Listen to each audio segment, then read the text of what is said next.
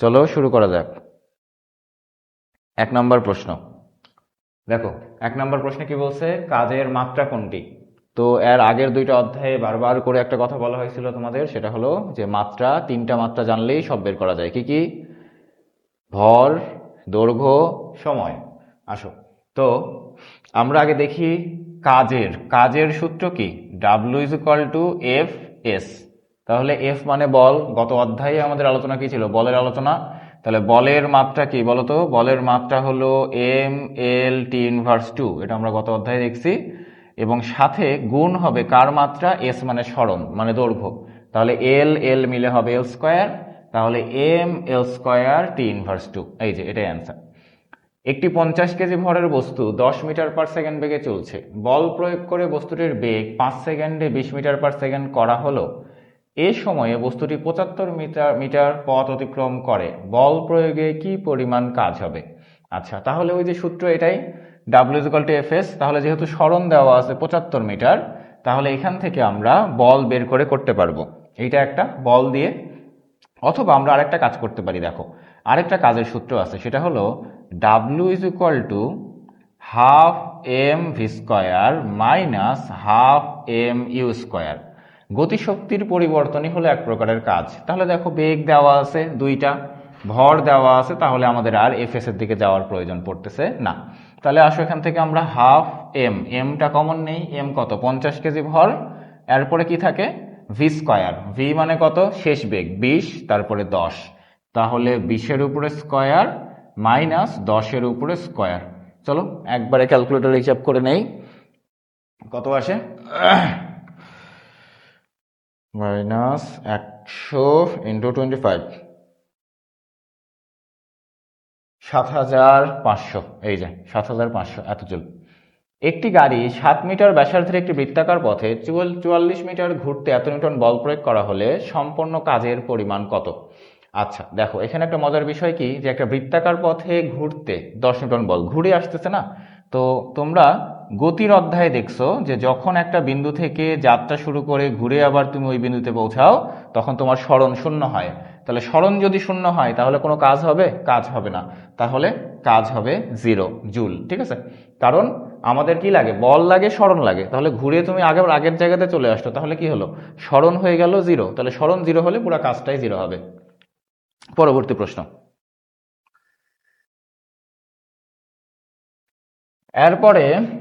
এরপরে কি বলছে দেখো, বলছে যে জুলকে নিউটন দ্বারা ভাগ করলে কিসের একক পাওয়া যাবে? আচ্ছা, জুলকে তুমি নিউটন দিয়ে ভাগ করবে, এই তো। আচ্ছা, ভাগ করো। তাহলে জুল মানে কি? কাজ না? তাহলে জুলকে যদি কাজের মধ্যে কি থাকে? W= কি থাকে? Fs, বল ইন্টু সরণ। তাহলে জুলের মধ্যে কি থাকবে? নিউটন আর মিটার। নিচে কি থাকবে? নিউটন। নিউটন কাটা দাও, তাহলে এখানে কি থাকে? এম থাকে। এম মানে হলো মিটার। তো এটা কোত্থেকে আসছে? এস থেকে। তাহলে এস মানে কি? সরণ। তাহলে কি থাকে? এই যে সরণের। ঠিক আছে? এম মানে কিন্তু আবার কেউ ভর মনে করো না, এম কিন্তু ভর না, এম হলো মিটার। এটা দুইটাই যেহেতু একক, তাহলে এমটা কি? মিটার হবে, একক হবে। সেই এককটা কার একক? এই যে এস এর একক। অথবা তুমি এইভাবেও করতে পারো। দেখো, জুল মানে কি? কাজকে তুমি ভাগ করবা কি দ্বারা?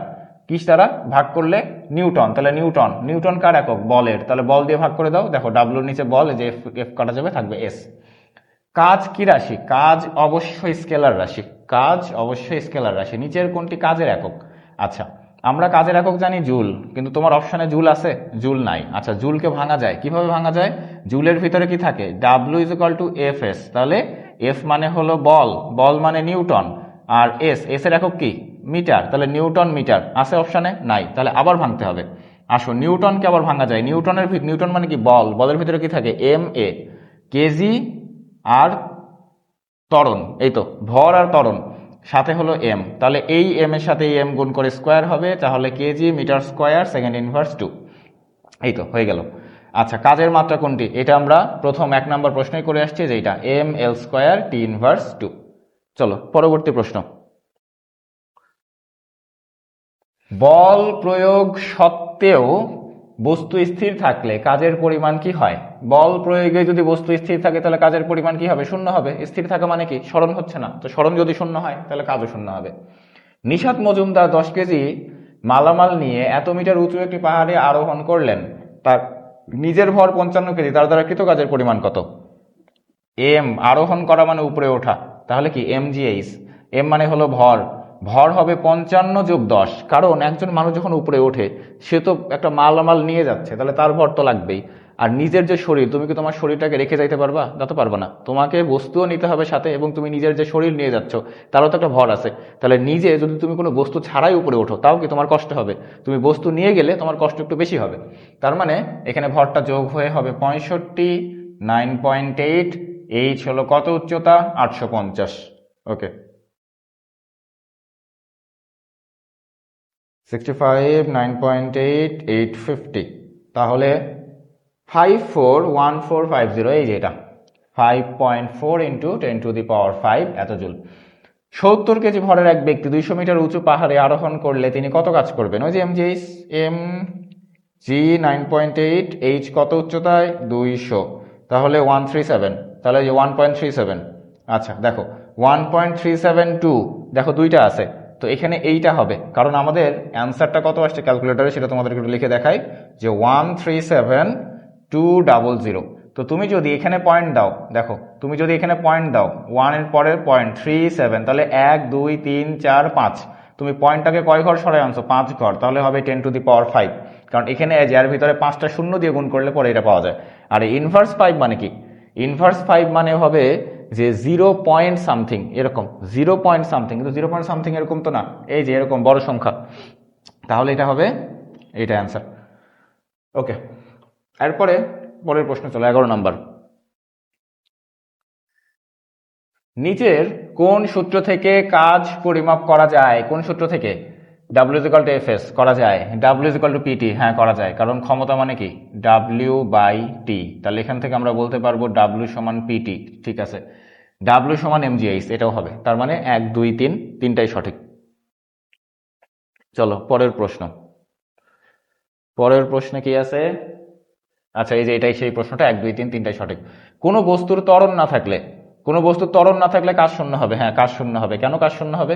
কারণ ত্বরণ যদি না থাকে, ত্বরণ যদি না থাকে তার মানে বল থাকবে না। ত্বরণ কোত্থেকে আসে? বল থেকে, তাহলে বলই যদি না থাকে তাহলে কাজ কি শূন্য হবে? আচ্ছা ত্বরণ না থাকলে বল শূন্য হবে, ঠিক আছে। আর আদিবেগ শেষ বেগ, হ্যাঁ এটাও সঠিক, কারণ ত্বরণ কি করে? বেগ পরিবর্তন করে। ত্বরণ মানে কি? বেগের পরিবর্তন, বেগ বাড়ায় বা কমায়। তো যদি ত্বরণ না থাকে, বেগ যদি নাও বাড়ে না কমে, তাহলে সেক্ষেত্রে কি হবে? আদিবেগ এবং শেষ বেগ সমান হবে। তাহলে আমাদের অ্যান্সার হবে 1 2 ও 3, তিনটাই। পরবর্তী প্রশ্ন কি বলছে? নিচের অনুচ্ছেদটি পড়ে 13 14 নম্বর প্রশ্ন উত্তর দিতে হবে। তাহলে 4 মিটার ব্যাসার্ধের বৃত্তাকার পথে এ বিন্দু থেকে একটি বস্তু যাত্রা শুরু করে আবার এই বিন্দুতে পৌঁছালো। আচ্ছা ঘুরে আবার আগের জায়গাতে চলে আসলো, বৃত্তাকার পথ, তাহলে একটা পূর্ণ ঘূর্ণন সম্পন্ন করছে। তাহলে বস্তুটির অতিক্রান্ত দূরত্ব কত মিটার হবে? তাহলে দূরত্ব দেখো, সরণ কিন্তু বলেনি, সরণ বললে 0 হতো, কিন্তু বলছে কি দূরত্ব। তাহলে দূরত্ব কি হবে? 2πr, এটা তোমরা দেখছো গতি অধ্যায়। তাহলে 2πr মানে পরিধির সমান, তাহলে 2πr মানে কত? ব্যাসার্ধ কত? 4 মিটার, তাহলে 4। এই তাহলে আসো ক্যালকুলেশন করে দেখি, 8π কত হয়? এই যে 25.13। তাহলে দেখো যদি এখানে সরণ বলতো তাহলে 0 হতো, সরণ বললে 0 হতো। বস্তুর উপরে কৃত কাজ কত? কৃত কাজ হবে 0, কারণ কি? কাজের ভিতরে দূরত্ব থাকে না, কিন্তু সরণ থাকে। কাজের ভিতরে কি থাকে? সরণ। তাহলে একটা পূর্ণ ঘূর্ণন সম্পন্ন করলে সরণ 0 হবে, তাহলে সরণ 0 হলে কাজও 0 হবে, কারণ W=Fs। সরণ কি? S 0 হলে পুরা Wটা 0 হবে। আচ্ছা পরের প্রশ্ন চলো। কোন রাশি যুগলের মাত্রা একই? কাজ ও শক্তি, কাজ ও শক্তির মাত্রা একই হয়, কারণ কাজ যে কথা, শক্তি একই কথা, কাজ শক্তি একই। শক্তির মাত্রা নিচের কোনটি? তাহলে কাজের মাত্রা যেটা সেটাই শক্তির মাত্রা, এই যে আমরা করে আসছিলাম ml² T−2। আচ্ছা এরপরের প্রশ্নটা দেখো, এটা খুব সুন্দর মজার একটা প্রশ্ন, এটা দেখো। আচ্ছা এইটা হলো একটা, এই যে ঢেউ, এটা কিসের মতো লাগছে দেখে? তরঙ্গের মতো না? তাহলে এই তরঙ্গগুলা কি গতিতে চলে?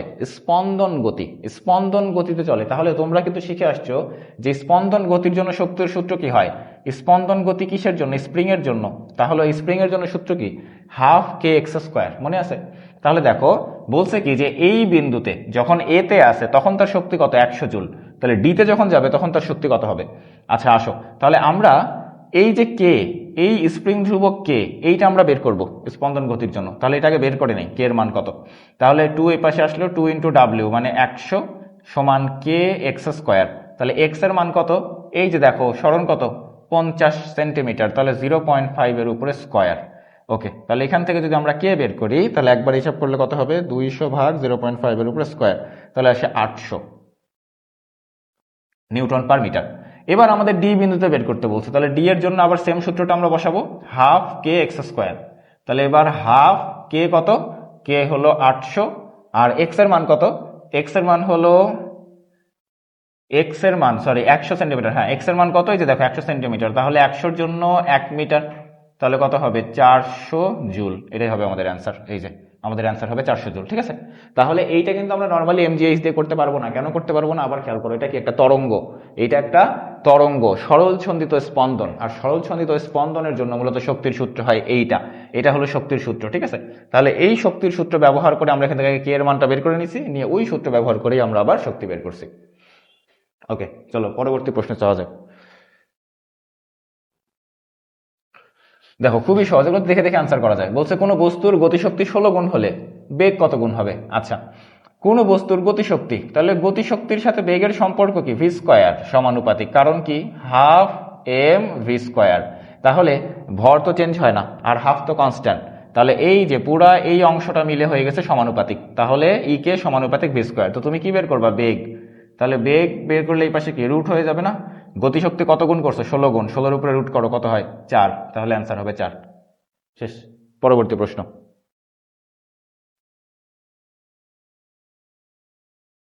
আচ্ছা,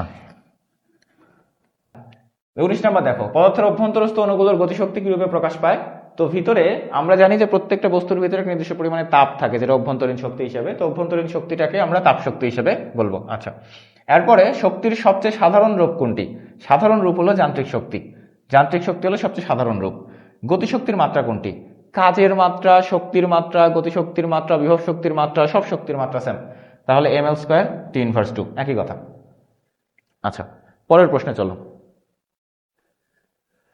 কোনো বস্তুর ভর অর্ধেক এবং বেগ 4 গুণ হলে গতিশক্তি পূর্বের কত গুণ হবে? আচ্ছা দেখো, এই যে গতিশক্তির সূত্র কি?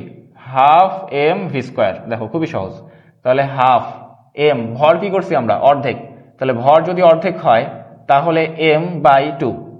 আচ্ছা, এম প্রাইম দিলাম, যেহেতু এগুলো চেঞ্জ হয়ে যাচ্ছে, এটাকে ভি প্রাইম দিলাম। আচ্ছা, তাহলে m/2, আর ভি প্রাইম, ভি প্রাইম মানে কি? বেগ তুমি কত করছো? 4 গুণ, তাহলে 4v এর উপরে স্কয়ার করে দাও, তাহলে কত হয়? হাফ হাফের মতো থাকলো, m/2, এখানে হবে 16 ভি স্কয়ার।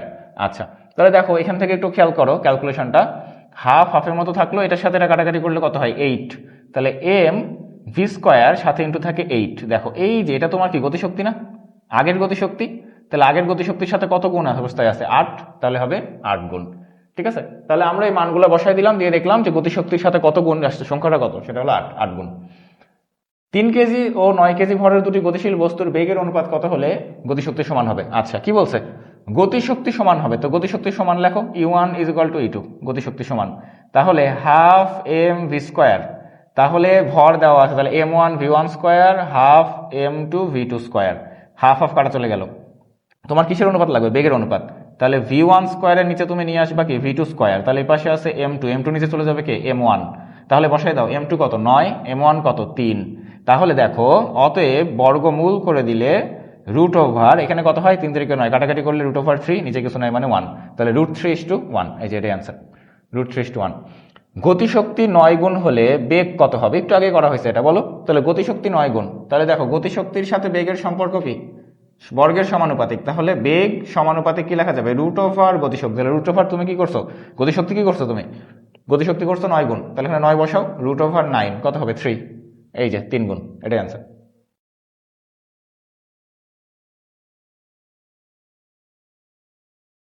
চলো পরবর্তী প্রশ্ন। পরবর্তী প্রশ্নে কি বলছে? 5 কেজি ভরের একটি বস্তুকে এত বেগে খাড়া উপরের দিকে ছুড়ে দিলে সর্বোচ্চ উচ্চতায় যান্ত্রিক শক্তি কত হবে? আচ্ছা, সর্বোচ্চ উচ্চতায় যান্ত্রিক শক্তি, চলো তাহলে সর্বোচ্চ উচ্চতায় যান্ত্রিক শক্তি বের করার জন্য আমরা আগে সর্বোচ্চ উচ্চতা বের করব, তারপরে mgh দিয়ে হিসাব করব, এটাও করা যায়। অথবা তুমি যে এই বেগে ছুড়ে মারছো না, দেখো তুমি একটা বস্তুকে একটু ভালো করে বোঝার চেষ্টা করো।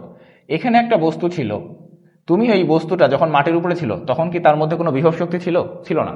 তুমি তাকে একটা নির্দিষ্ট বেগে ছুড়ে মারছো, তাহলে সে কি পাইছে? গতিশক্তি পাইছে না?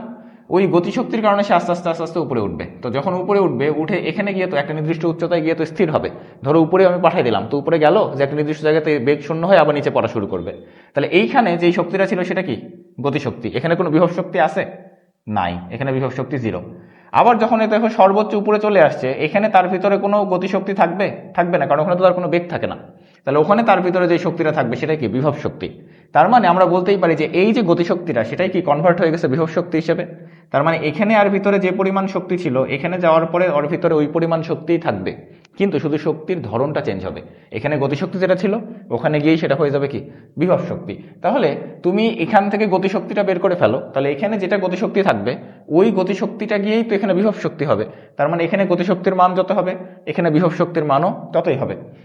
তাহলে আসো আমরা normally half m v square দিয়ে করে ফেলতে পারবো। ঠিক আছে, কনসেপ্টগুলো বোঝা খুব জরুরি, কনসেপ্টগুলো ভালো মতো বোঝা খুব জরুরি। তাহলে দেখো 50-এর উপরে স্কোয়ার, দেখি কত আসে।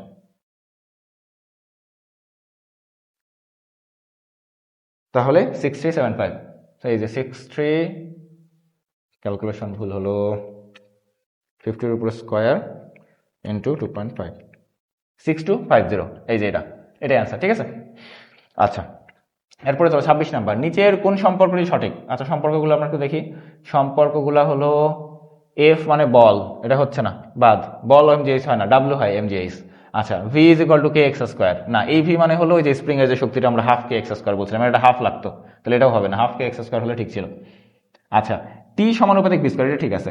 এখানে টি দ্বারা কি বুঝাইছে? আসলে এটা প্রশ্ন এখানে বলে দেওয়া উচিত ছিল যে এখানে কোন রাশি দ্বারা কি বুঝাই। টি দ্বারা তোমাদের বইয়ে টি দ্বারা বোঝানো হয়েছে হলো গতিশক্তি। টি দ্বারা এই যে আমরা যে গতিশক্তিটা ই কে দিয়ে প্রকাশ করছি না, এই জিনিসটাকেই তারা টি দিয়ে লিখছে, T is equal to half m v square. তাহলে দেখো আমরা বলছিলাম এই যে এরকম সূত্র, তো এই জিনিসটাকেই তারা টি দিয়ে লিখছে জন্য এটা হয়ে গেছে এরকম, তো এই জন্য এটা হবে অ্যান্সার। আচ্ছা চলো পরবর্তী প্রশ্ন। হাফ এম ভি স্কোয়ারকে নিচের কোন রূপে লেখা যায়? ওই যে দেখো আমরা একটু আগেই শুরুর দিকে একটা অঙ্ক করছিলাম এরকম, যে W half m v square minus half m u square. তো তুমি যদি হাফ এম ভি স্কোয়ারটা লিখতে চাও, তাহলে এইটা এই পাশে কি ডাব্লিউর সাথে যোগ হবে না? তাহলে কি হবে দেখো, W plus half m u square, এই যে এটা সমান এটা লেখা যায়, তো এটাই তারা জানতে চাইছে। তাহলে দেখো হাফ এম ইউ স্কোয়ার, এটা হচ্ছে না, এখানে হাফ নাই। আচ্ছা এরপরে এখানে আবার 2 আছে, তার মানে এটা হচ্ছে না। আচ্ছা এরপরে এটা, হ্যাঁ এটা হবে, দেখো এই যে half m u square plus W, এটা হবে। ওকে চলো পরবর্তী প্রশ্ন। শক্তির সাধারণ রূপ, এটা তো একবার গেলই, যান্ত্রিক শক্তি। এরপরে একটা বস্তুকে এত এত মিটার উপরে রাখা হলো, কোন অবস্থান থেকে বস্তুটি ছেড়ে দিলে গতিশক্তি সবচেয়ে বেশি হবে? খুবই স্বাভাবিক, সবচেয়ে বেশি যেটা সেটা হিসাব করার কোনো দরকারই নাই। তুমি যদি একটা বস্তুকে বেশি উপর থেকে মারো, তাহলে কি হবে? বেশি উপর থেকে মারলে সে মাটিতে নিচে পড়তে পড়তে বেগ তার বাড়বে, কারণ প্রতি মুহূর্তেই তার কি হয়, জি আকারে, মানে 9.8 করে তার বেগ বাড়ে। তাহলে তুমি যদি নিচু থেকে মারো, তাহলে তার বেগ বাড়ার সময়টা কি কম, তাড়াতাড়ি মাটিতে পড়ে যাবে। যখন তুমি উপর থেকে মারবা তখন কি হবে, তার বেগটা বেশ বাড়তে থাকবে অনেকক্ষণ ধরে, তাহলে তার গতিশক্তি বাড়বে। তাহলে তুমি যখন যত উপর থেকে মারবা তত সে বেশি বেগে মাটিতে আঘাত করবে। নর্মালি চিন্তা করো যে তুমি 2 তলার ছাদ থেকে একটা বস্তুকে ফেলে দিছো, সে মাটিতে যেভাবে আঘাত করবে, তুমি যদি 100 তলার ছাদ থেকে সে একটা বস্তুকে ফেলে দাও, তাহলে সে মাটিতে বেশি বেগে আঘাত করবে। এখন এটাকে তুমি এইভাবেও চিন্তা করতে পারো, কারণ কি, যখন তুমি একটা বস্তুকে উপরের দিকে নিয়ে যাও, তখন নিয়ে যেতে তোমার কি করতে হয়, কাজ করতে হয়। ওই কাজটাই বস্তুর ভিতরে বিভব শক্তি হিসেবে সঞ্চিত হয়। তাহলে তুমি যদি একটা বস্তুকে যত বেশি উপরে নিয়ে যাবা, তত বেশি তোমার কাজ করতে হবে, আর তত বেশি যদি কাজ করতে হয়, ওই বস্তুর ভিতরে তত বেশি শক্তি সঞ্চিত হবে। যখন তুমি ওটাকে আবার ফেলে দিবা, তখন ওই পরিমাণ শক্তি দিয়েই সে মাটিতে আঘাত করবে পড়ার পরে বা পড়ার সময়। তাহলে যদি তুমি বেশি উপরে নিয়ে যাও, তাহলে তোমার কাজ বেশি হলো, বিভব শক্তি বেশি হলো, মাটিতে যখন সে পড়বে তখন ওই বিভব শক্তিটাই গতিশক্তিতে কনভার্ট হবে। তাহলে বেশি উচ্চতায় গেলে বিভব শক্তির মানটা বেশি হবে, পড়ার সময় গতিশক্তির মানটাও বেশি হবে। 500 কেজি ভরের একটি বস্তু 20 মিটার পার সেকেন্ড বেগে চলছে, বস্তুটিকে এত মন্দন সৃষ্টি করলে 10 সেকেন্ড পরের গতিশক্তি কত হবে? তাহলে গতিশক্তি বের করতে আমাদের কি লাগে, বেগ লাগে। আচ্ছা উপরে উঠাই নেই, হ্যাঁ দেখো।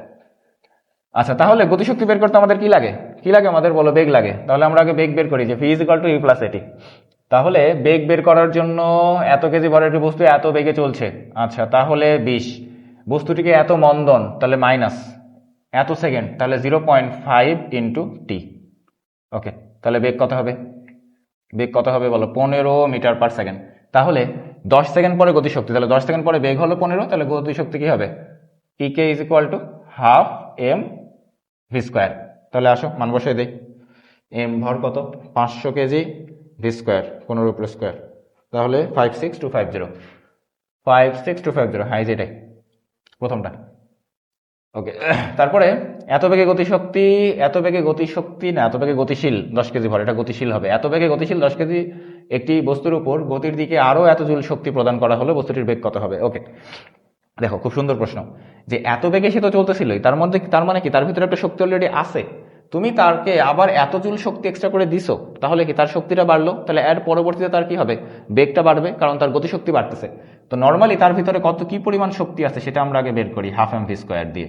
তাহলে প্রথম অবস্থায় তার ভিতরে শক্তি আছে 10 কেজি, আর বেগ হলো 5, 5-এর উপরে স্কোয়ার, তাহলে কত হয় 5 আর এখানে 25, তাহলে 125 জুল, এটাই হচ্ছে না 125 জুল। আচ্ছা, তাহলে এখন তার ভিতরে অলরেডি 125 জুল শক্তি তো ছিলই, তুমি তাকে কি করছো, আরো এক্সট্রা করে 20 জুল শক্তি বেশি দিছো, তাহলে তার ভিতরে এবার শক্তি হয়ে গেছে কত, 135 জুল। এবার এই 135 জুল শক্তির জন্য কি হবে, বেগ বাড়বে, কারণ গতিশক্তি বাড়লে কি হবে, অবশ্যই বেগ বাড়বে। তাহলে অতএব এখান থেকে যদি আমরা ভি বের করি, 2টা এই পাশে গিয়ে গুণ হবে, তাহলে অতএব v is equal to √2 into 135 divided by m. M কত, 10 কেজি। আচ্ছা, হিসাব করে নেই, ইন্টু 2, তাহলে 5.196, 5.196, 5.39। আচ্ছা, ক্যালকুলেশন 125, ও সরি, 125কে যদি আমি আরো 20 জুল শক্তি দিই তাহলে 145 হবে, 135 কেন হবে, তাহলে 145 হবে, এটা হবে 145। আচ্ছা, তাহলে 2 into 145 divided by 10 root over answer, তাহলে আসে 5.38। হ্যাঁ 5.38, তো এটাকে আমরা 5.39 বলতে পারবো, ঠিক আছে। ওকে, চলো পরবর্তী প্রশ্নে যাই। আচ্ছা, এবার দেখো, এবার খেয়াল করো, 32 কি বলছে, এত বেগে চলছে, গতিশক্তি কত দূর হবে, সহজ প্রশ্ন, হাফ mv স্কোয়ার, একই হাফ mv স্কোয়ার, তাহলে হাফ m মানে 90 ভি, ভি অবশ্যই এটাকে কি করতে হবে, 3.6 দিয়ে ভাগ করে অবশ্যই এটাকে মিটার পার সেকেন্ড করে নিতে হবে।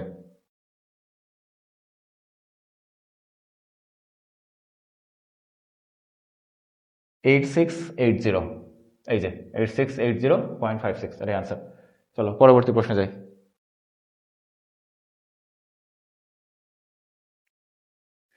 33, দেখো কি বলছে, 60 কেজি ভরের একজন দৌড়বিদের বেগ এত হলে গতিশক্তি কত হবে, করে দিব না, নিজে নিজে করবা। গতিশক্তি এই যে দেখো, একটা প্রশ্নে বলছিলাম না যে গতিশক্তি তারা টি দিয়ে প্রকাশ করছে, দেখছো এখানে বলে দিচ্ছে যে গতিশক্তি টি।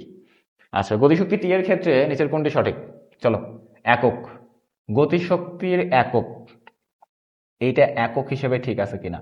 আচ্ছা, তুমি একটা জিনিস চিন্তা করো, যেটা হিসাব করার কোনো প্রয়োজন নাই, কেন দরকার নাই, জি, এককের ভিতরে জি, আমাদের আশপাশে পরিচিত কিছু জি আছে, এককের ভিতরে নাই, তাহলে জি এটা বাদ, তো ওটা দেখে আমরা বলে দিলাম যে এটা হবে না একক। আচ্ছা, এইটা দেখি, এইটা একটু টেস্ট করে দেখি যে এইটা আসলে ঠিক আছে কিনা, এটা দেখি আসো। তো আমরা জানি গতিশক্তি সমান হাফ এম ভি স্কোয়ার, আর এই যে পি আছে না, এই পি মানে হলো ভরবেগ, এটা তোমরা বল অধ্যায়ে পড়ে আসছো। তাহলে আমি চাচ্ছি যে গতিশক্তির সাথে ভরবেগের একটা সম্পর্ক বানাতে, তাহলে ভরবেগ উপরে আছে ভরবেগ, তো তুমি যদি আরেকটা এম দিয়ে গুণ করে দাও তাহলে কি হবে, এরকম হবে, এরকম হবে না, তাহলে হাফ, আর উপরে দেখো এম ভি, তাহলে এম ভি কে হোল পাওয়ারে লেখা যায়, নিচে এম, তাহলে হাফ, উপরে এই যে ভরবেগের জায়গাতে পি বসাই দিলাম, তাহলে দেখো এটা সঠিক, এইটা সঠিক। আচ্ছা, এরপরে বলছে গতিশক্তির দিক আছে, না গতিশক্তির দিক নাই, এখানে শুধুমাত্র অ্যান্সার হবে 2, তো অপশনে 2 যেহেতু নাই, তার মানে এইটা টাইপিং মিস্টেক, এটা সেকেন্ড ছিল, এটা জি ছিল না, ভালো করে বুঝো, এটা সেকেন্ড ছিল, যদি এটা জি থাকতো, যদি এটা জি হয় তাহলে ওটা বাদ, তো এখানে অপশনে তো 2 নাই, তার মানে 1 আর 2 অ্যান্সার হবে, এটা হবে সেকেন্ড, এটা যদি সেকেন্ড হয় তাহলে আমাদের এককটা মিলে যাবে। কিভাবে মিলে যাবে দেখো, গতিশক্তির একক, তাহলে গতিশক্তি মানে কি কাজ, তো কাজের একক আমরা জানি নিউটন মিটার, তাহলে নিউটন কি হয়, কেজি এমএস ইনভার্স 2 সাথে মিটার, দেখো মিটার মিটার মিলে metre square, kg metre square, ঠিক আছে, এটা এস ইনভার্স 2 হতো, যেটা টাইপিং মিস্টেকে জি ইনভার্স 2 হয়ে গেছে, তাহলে ওই হিসেবে ধরলে আমাদের 1 ও 2 হবে আনসার, যেহেতু এখানে সিঙ্গেল নাই, তার মানে অবশ্যই এটা টাইপিং মিস্টেক, ঠিক আছে। আর এটা কেন হলো না, দিক আছে, কারণ গতিশক্তি, শক্তি, কাজ আর এক স্কেলার রাশি, তো স্কেলার রাশির কোনো দিক থাকে না, শুধুমাত্র যারা ভেক্টর রাশি তাদের শুধুমাত্র দিক থাকে, ঠিক আছে। ওকে, চলো পরবর্তী প্রশ্ন। কোনো গতিশীল বস্তুর কোনো গতিশীল বস্তুর গতিশক্তি 4 গুণ হবে যদি বেগ দ্বিগুণ হয়। হ্যাঁ, বেগ যদি দ্বিগুণ হয়, কারণ কি গতিশক্তির সাথে বেগের সম্পর্ক কি বর্গের সমানুপাতিক। তাহলে তুমি যদি এখানে বেগটা 2 বসায় দাও তাহলে গতিশক্তির মান 4 গুণ হবে, তার মানে 1 সঠিক। বেগ ও ভর উভয়ই যদি দ্বিগুণ হয়, না বেগ দ্বিগুণ হলেই তো 4 গুণ হয়ে যাচ্ছে, তাহলে ভর দ্বিগুণ হলে তো আবার 4 গুণ না, তাহলে আরো বেশি 8 গুণ হয়ে যাবে, তার মানে এটা সঠিক না। বেগ দ্বিগুণ কিন্তু ভর অর্ধেক। বেগ দ্বিগুণ হবে, কিন্তু দেখো বেগ দ্বিগুণ আমাদের হিসাব করা দরকারই নাই, বেগ দ্বিগুণ করলেই তো 4 গুণ হচ্ছে, তাহলে ভর অর্ধেক করলে তো আর হলো না, ভর অর্ধেক করলে তো আর দ্বিগুণ থাকতেছে না, তাহলে গতিশক্তি 4 গুণ থাকতেছে না, তাহলে এইটাও হবে না, তাহলে শুধুমাত্র আমাদের অ্যান্সার হবে 1। ওকে, চলো পরবর্তী প্রশ্ন, নিচের উদ্দীপকের আলোকে 36-37 নম্বর প্রশ্নের উত্তর দিতে হবে। তাহলে দেখি কি বলছে। এত ভরের একটি বস্তুকে এত জুল গতিশক্তিতে খাড়া উপরের দিকে নিক্ষেপ করা হয়, কত বেগে উপরের দিকে নিক্ষেপ করা হয়েছিল। আচ্ছা, এত জুল গতিশক্তি দেওয়া হয়েছে, তাহলে কত বেগে, পারবো না বেগ বের করতে? হাফ এম ভি স্কোয়ার, গতিশক্তি বলছে না, তাহলে half m v square is equal to 10, তাহলে এখান থেকে ভি বের করলেই তো হয়ে যাচ্ছে, তাহলে v is equal to 2 × 10 divided by m root over. M এর মান দেওয়া আছে 50 গ্রাম, এটাকে কেজি বানাতে হবে, কেজি বানালে কি হবে 0.05, তাহলে 20/0.05 রুট ওভার অ্যান্সার, তাহলে হবে 20 মিটার পার সেকেন্ড। প্রথম অর্ধেক দূরত্ব অতিক্রমের পর বস্তুটির বেগ কত হবে? প্রথম অর্ধেক দূরত্ব। আচ্ছা দেখো, প্রথম কথাটা মানে কি, তুমি এখানে একটা বস্তু, এখান থেকে বস্তুকে ছুঁড়ে মারছো, তাহলে বস্তুটা ধরো এই পর্যন্ত গিয়ে উঠছে, তাহলে এই পুরো রাস্তার ভিতরে প্রতি মুহূর্তে তার কি বেগ কমছে না? কারণ আমরা জানি উপরের দিকে কোনো বস্তুকে নিক্ষেপ করলে নিচের দিকে সবসময় জি টানে, তাহলে জি টানার কাজ কি, জি টানে কেন, কারণ বেগ কমায় দেয়, নিচের দিকে হয় টানতে থাকে, তাহলে নিচের দিকে বেগ থাকার কারণে উপরের বেগটা আস্তে আস্তে কমতে থাকে, মূলত মন্দন হয় এখানে। তাহলে এই যে মাঝ রাস্তাতে তার বেগ একটু হলেও কম হবে, শুরুতে বেগ ছিল কত 20 মিটার পার সেকেন্ড, তাহলে মাঝ রাস্তাতে তার বেগ একটু হলেও কম হবে। এখন তুমি কোথায় সেই বেগটা বের করবা, মাঝ রাস্তাটা সেটা কত দূরে সেটা তোমার জানতে হবে আগে, তুমি বেগটা কোথায় বের করতে চাচ্ছ। তাহলে আমাদের আগে প্রথমে জানতে হবে যে বস্তুটা অ্যাকচুয়ালি উঠবে কত দূর, বস্তুটা অ্যাকচুয়ালি কত দূর উঠবে সেটা আগে বের করে নিই। চলো আমরা সর্বোচ্চ উচ্চতার যে সূত্র আছে সেটা দিয়ে আমরা বের করে নিব যে এইচ ইজ ইকুয়াল টু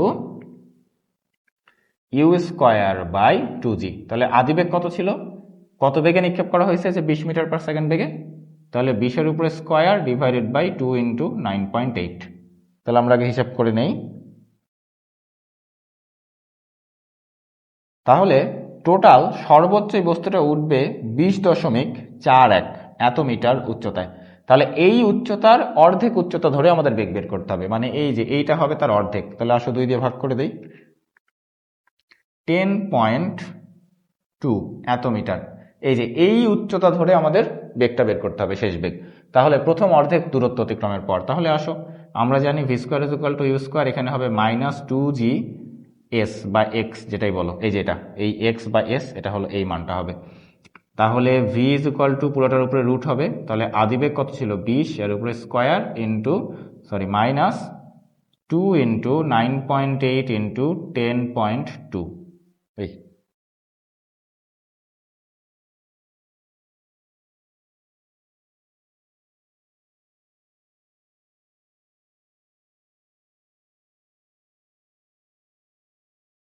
তাহলে 14.14, এই যে এটা 14.14 মিটার পার সেকেন্ড, ঠিক আছে।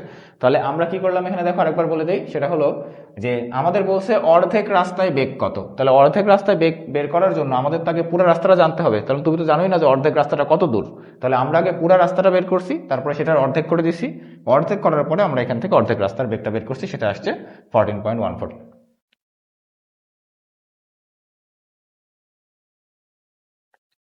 চলো পরবর্তী প্রশ্নে যাই। আচ্ছা কি বলছে এখানে, এটা একটা বস্তু পি বস্তু, যে বস্তুটাকে এখান থেকে ছেড়ে দেওয়া হচ্ছে আদিবেগ 0, বি অবস্থানে গতিশক্তি 1/3 ইন্টু এ অবস্থানে গতিশক্তি, মানে বিতে যে গতিশক্তিটা হবে সেটা 1/3। আচ্ছা হ্যাঁ, আর এখানে এসি পুরোটা হলো এত মিটার, 122.5 মিটার, 122.5 মিটার। আচ্ছা এখানে কি বলছে যে পি বস্তু এ অবস্থান হতে বিনা বাধায় পড়ছে, সি অবস্থানে বস্তুটির বেগ কত। আচ্ছা সি অবস্থানে বস্তুটির বেগ কত, ঠিক আছে। তাহলে সি অবস্থানে বস্তুটির বেগ বের করার জন্য আমাদের বি অবস্থানে এইখানে তার টোটাল শক্তি কত সেটা বের করতে হবে। তাহলে আমরা প্রথমে বের করব যে এ, কারণ আমরা কি জানি যে এ অবস্থানে যেটা হয় বিভব শক্তি, সি অবস্থানে সেটাই তো গতিশক্তি। এখানে যেটা বিভব শক্তি এখানে সেটা গতিশক্তি, তাহলে এখানে আমরা বিভব শক্তিটা বের করি এ অবস্থানে। তাহলে এ অবস্থানে বিভব শক্তিটা কি হবে, mgh। ওই শক্তিটাই তো এখানে কনভার্ট হয়ে গেছে কি গতিশক্তি। তাহলে এই যে half m v square p অবস্থানে গতিশক্তি, ঠিক না? তাহলে এ অবস্থানে, আচ্ছা সি অবস্থানে, তাহলে যেখানে, তাহলে এবার দেখো এখানে এম এর সাথে এম কাটা চলে গেল, তাহলে ভি ইজ ইকুয়াল টু হবে √2gh। তাহলে এইটাই আমাদের অ্যান্সার, 2 ইন্টু 9.8 ইন্টু 1 2 ইন্টু 2.5, তাহলে 49, এই যে 49 মিটার পার সেকেন্ড। আচ্ছা এরপরে বলছে পি বস্তুটির, আচ্ছা পি বস্তুটির কি কি জানতে চাইছে, কিছু ইনফরমেশন লাগবে এখানে, সঠিক কোনটা সঠিক কিনা দেখি আমরা একটু। কি জানতে চাইছে, বলছে যে পি বস্তুটি বি অবস্থানে বেগ, আচ্ছা বি অবস্থানে এই যে এখানে তার বেগ কত। আচ্ছা এই বি অবস্থানে বেগ কত এইটা বের করার জন্য আমাদের আগে জানতে হবে যে বি অবস্থানটা উপর থেকে কতটুকু নিচে সেটা আমাদের জানতে হবে, ঠিক না? আচ্ছা তাহলে কিভাবে বের করবো এটা আমরা এই যে এই কন্ডিশনটা খাটাই আমরা দূরত্বটা বের করবো। বলছে বি অবস্থানে গতিশক্তি, তাহলে বি অবস্থানে গতিশক্তি হাফ এম ভি স্কোয়ার, এটা আমরা ধরলাম বি অবস্থানে গতিশক্তি, সমান বলছে যে 1/3 অফ এ অবস্থানে বিভব শক্তি। তাহলে এ অবস্থানে বিভব শক্তি কি হবে, mgh পুরোটা। তাহলে দেখো এই যে এম কাটা চলে গেল, তাহলে এখান থেকে আমরা এই যে বেগটা পাবো 2 ওই পাশে যায় গুণ হলো, তাহলে 2/3gh এর উপরে রুট। তাহলে এটা হিসাব করে নেই, যেটা আসে সেটাই অ্যান্সার।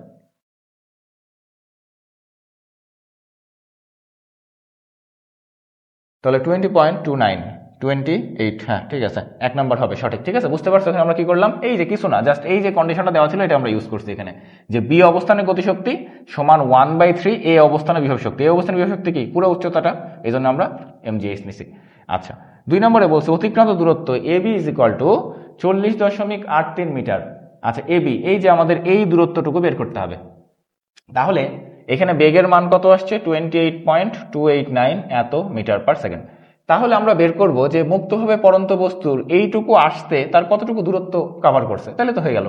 তাহলে আমরা জানি যে v square is equal to u square plus 2as, তাহলে এখানে এটা কি হবে, জি হবে, আর এস মানে আমি যে সরণটা বের করব এবি। তাহলে দেখো আদিবেগ তো 0 কারণ মুক্তভাবে পড়ন্ত বস্তু, তাহলে অতএব AB is equal to v square divided by 2g। তাহলে ভি মানে এই যে এটাই 28.289 এর উপরে স্কোয়ার ডিভাইডেড বাই 2g, তাহলে স্কোয়ার ডিভাইডেড বাই 2g। আচ্ছা হ্যাঁ 40.83 এত মিটার, ঠিক আছে, 2 নম্বর সঠিক। 3 নম্বরে বলছে বি বিন্দুতে বিভব শক্তি। আচ্ছা এই যে এখানে যে বিভব শক্তিটা আছে সেটা 1/3 অফ সি বিন্দুতে গতিশক্তি। আচ্ছা সি বিন্দুতে যে গতিশক্তিটা আছে সেই গতিশক্তিটা বি বিন্দুতে বিভব শক্তির এটা খাটবে কিনা। আচ্ছা দেখো বি বিন্দু মানে এই যে এটা, তাহলে এইখানে আমাদের কি বের করতে হবে, বিভব শক্তি বের করতে হবে।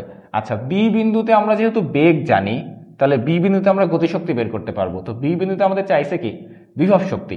তাহলে বি বিন্দুতে বিভব শক্তি বের করার জন্য আমাদের এই উচ্চতাটা বের করলেই তো হচ্ছে না, বিসি যদি আমরা বের করতে পারি তাহলে দেখো এবি সমান তো আমরা বের করলামই যে 40.83 এত মিটার। তাহলে এখান থেকে আমরা বলতে পারবো যে বিসি সমান কত, বিসি হবে 122.5 মাইনাস 40.83 এত মিটার, তাহলে আসে 81.67 এত মিটার। ঠিক আছে, তাহলে এই অবস্থানে তুমি বিভব শক্তি বের করতে পারবে না, এই যে বি বিন্দুতে বিভব শক্তি পারবা তো, দেখো এই যে ইপিবি বি বিন্দুতে বিভব শক্তি mg ইন্টু এই যে উচ্চতা 81.67, তাহলে 81.67 আমরা হিসাব করে দেখি। ভর, আচ্ছা ভর তো দেওয়া নাই, আচ্ছা না দেওয়া থাকুক সমস্যা নেই, mg ইন্টু, তাহলে আমরা mgটা ভাঙবই না, এরকমই রাখবো, এভাবেই থাকুক। আচ্ছা এবার আসো সি বিন্দুতে গতিশক্তি, তাহলে সি বিন্দুতে গতিশক্তি কোনটা, এই যে এটা, তাহলে সি বিন্দুতে গতিশক্তি কি হবে, হাফ এম ভি স্কোয়ার। তাহলে সি বিন্দুতে যেই বেগে আঘাত করতেছে, আমরা কিন্তু যে বের করছি যে সিতে কত বেগে আঘাত করবে, সেটা হলো এই যে 49। তাহলে এবার দুইটা আমরা ভাগ করে দিয়ে দেখবো যে 1/3 আসতেছে কিনা, তাহলে তো হয়ে গেল। তাহলে দেখো mg ইন্টু 81.67 ডিভাইডেড বাই নিচে হলো হাফ mv স্কোয়ার, mv হলো 49 এর উপরে স্কোয়ার। ওকে, চলো এটা আমরা ভাগ করে দিই। ওই যে উপরেরটা কি, উপরেরটা হলো বি বিন্দুতে বিভব শক্তি আর নিচেরটা কি, সি বিন্দুতে গতিশক্তি। তো এই দুটো আমরা হিসাব ক্যালকুলেশন ভাগ করে দেখবো যে 1/3 আসতেছে কিনা। তাহলে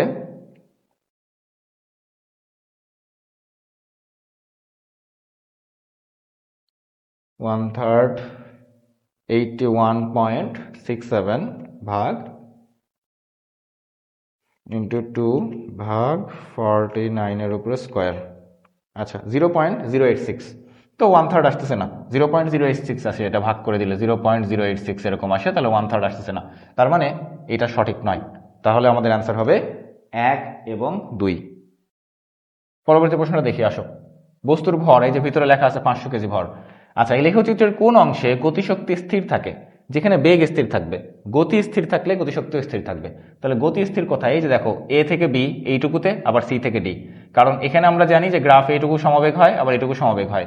তাহলে এ বি আর সিডি কোথায় আছে? এ বি ও সিডি, এই যেটা এ বি ও সিডি অংশে।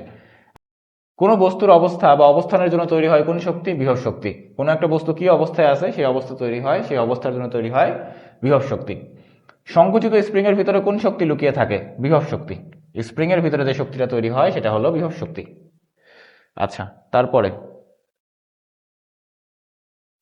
একটি বস্তু 20 মিটার উচ্চতা থেকে ভূমিতে পড়লো, পড়ন্ত অবস্থায় ভূমি হতে 5 মিটার উঁচুতে বিভব শক্তি ও গতিশক্তির অনুপাত কত হবে? আচ্ছা দেখো, কোন একটা বস্তু, একটা নির্দিষ্ট বস্তু উপরে রাখা আছে 20 মিটার উচ্চতায়, মাটি থেকে 20 মিটার উচ্চতায় রাখা আছে। তাহলে এখান থেকে বলছে যে এই জায়গাতে, কোথায়? এই যে জায়গাতে 5 মিটার উঁচুতে, মানে ভূমি থেকে 5 মিটার উঁচু, এটা হলো 5। তাহলে এই জায়গাতে তার বিভব শক্তি এবং গতিশক্তির অনুপাত। তাহলে দেখো, বিভব শক্তির অনুপাত, অনুপাত মানে কি? ভাগ। তাহলে বিভব শক্তি এখানে যখন সে আসে তখন ভূমি থেকে কত? 5 মিটার উপরে আছে, ডিভাইডেড বাই উপর থেকে পড়তেছে, ঠিক আছে? তাহলে কি হবে? হাফ এম ভি স্কোয়ার, ঠিক না?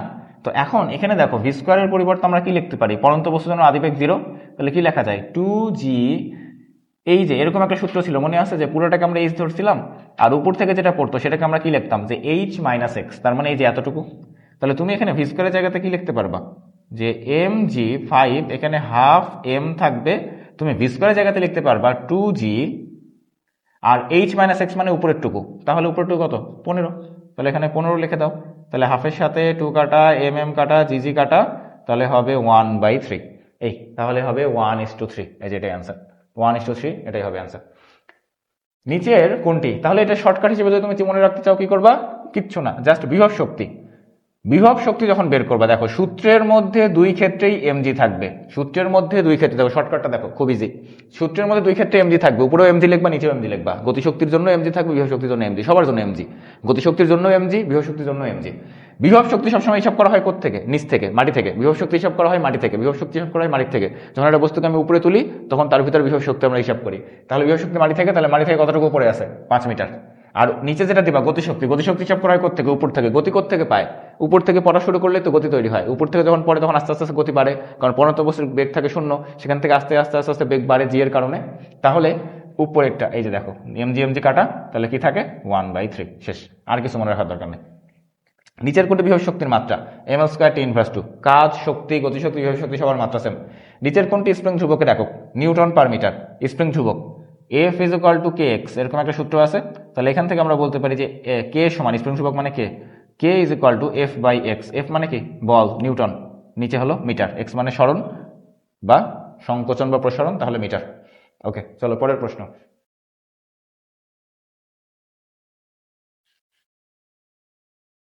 এরপরে বলছে নিচের কোনটি স্প্রিং ধ্রুবকের একক নয়? নিচের কোনটি স্প্রিং ধ্রুবকের একক নয়? তাহলে নিউটন পার মিটার, এটা তো অবশ্যই একক হবেই, এটা তো একক হবেই। তাহলে আমাদের খুঁজে বের করতে হবে নয় কে, সেটা খুঁজে বের করতে হবে। আচ্ছা আসো দেখি, আমরা হিসাব করে দেখি। জুল পার মিটার স্কোয়ার, এটা কি হবে না? এটাও হবে। কিভাবে হবে দেখো, ডাব্লিউ তুমি জানো হাফ কে এক্স স্কোয়ার, তাহলে এখান থেকে তোমার এক্স বের করতে হবে। তাহলে এক্স যদি তুমি বের করো, সরি কে বের করতে হবে, এক্স বলতেছি, কে বের করতে হবে, কে এর একক, তাহলে 2w/x স্কোয়ার। দেখো 2w মানে কি? 2w মানে কি? শক্তিই তো। 2 তো এখানে এককের মধ্যে কোনো কাজে আসবে না, তাহলে জুল, আর নিচে হলো মিটারের উপরে স্কোয়ার, তাহলে একক এটাও হবে যে জুল পার মিটার স্কোয়ার, তাহলে এইটাও একক হচ্ছে। তাহলে আমাদের এবার এই দুইটা কেজি পার সেকেন্ড হবে কিনা আর কেজি পার সেকেন্ড স্কোয়ারের মধ্যে কোনটা হবে কোনটা হবে না, দেখি এটা একটু আমরা হিসাব করি এবার। F is equal two K x, ঠিক না? আচ্ছা আসো দেখি, তাহলে কে সমান কি এফ বাই এক্স, তাহলে এফ মানে কি, এফ এর একক কি নিউটন, তাহলে নিউটনের এককের জায়গাতে কি লেখা যাবে, kg metre per second square, ভর ইন্টু ত্বরণ, আর নিচে হলো ভর, দেখো এই সরি সরণ মিটার, তাহলে দেখো এই যে মিটারের সাথে মিটার কাটা, তাহলে কি থাকলো কেজি এস ইনভার্স টু, তার মানে এটাও কিন্তু স্প্রিং ধ্রুবকের একক, তাহলে এইটাও একক হচ্ছে, তাহলে একক নয় কোনটি, এটা KG second per second inverse one, এটা হবে না, পার সেকেন্ড হবে না, তাহলে কেজি পার সেকেন্ড স্কোয়ার সেটাও কিন্তু একক হবে, কিভাবে হবে দেখো, এফ বল, বলের একক নিউটন, নিউটনকে ভাঙলে পাওয়া যায় kg m s inverse two, আর এক্স মানে সংকোচন বা প্রসারণ, সেটাকে এককে লিখলে মিটার, মিটারের জন্য এম। এই একটি বস্তুকে টান টান করলে এর ভিতরে কোন শক্তি জমা থাকে, বিভব শক্তি, এর মধ্যে জমা থাকে বিভব শক্তি। একটি বস্তুকে ভূপৃষ্ঠ থেকে উপরে উঠালে কোন শক্তি জমা হয়, বিভব শক্তি।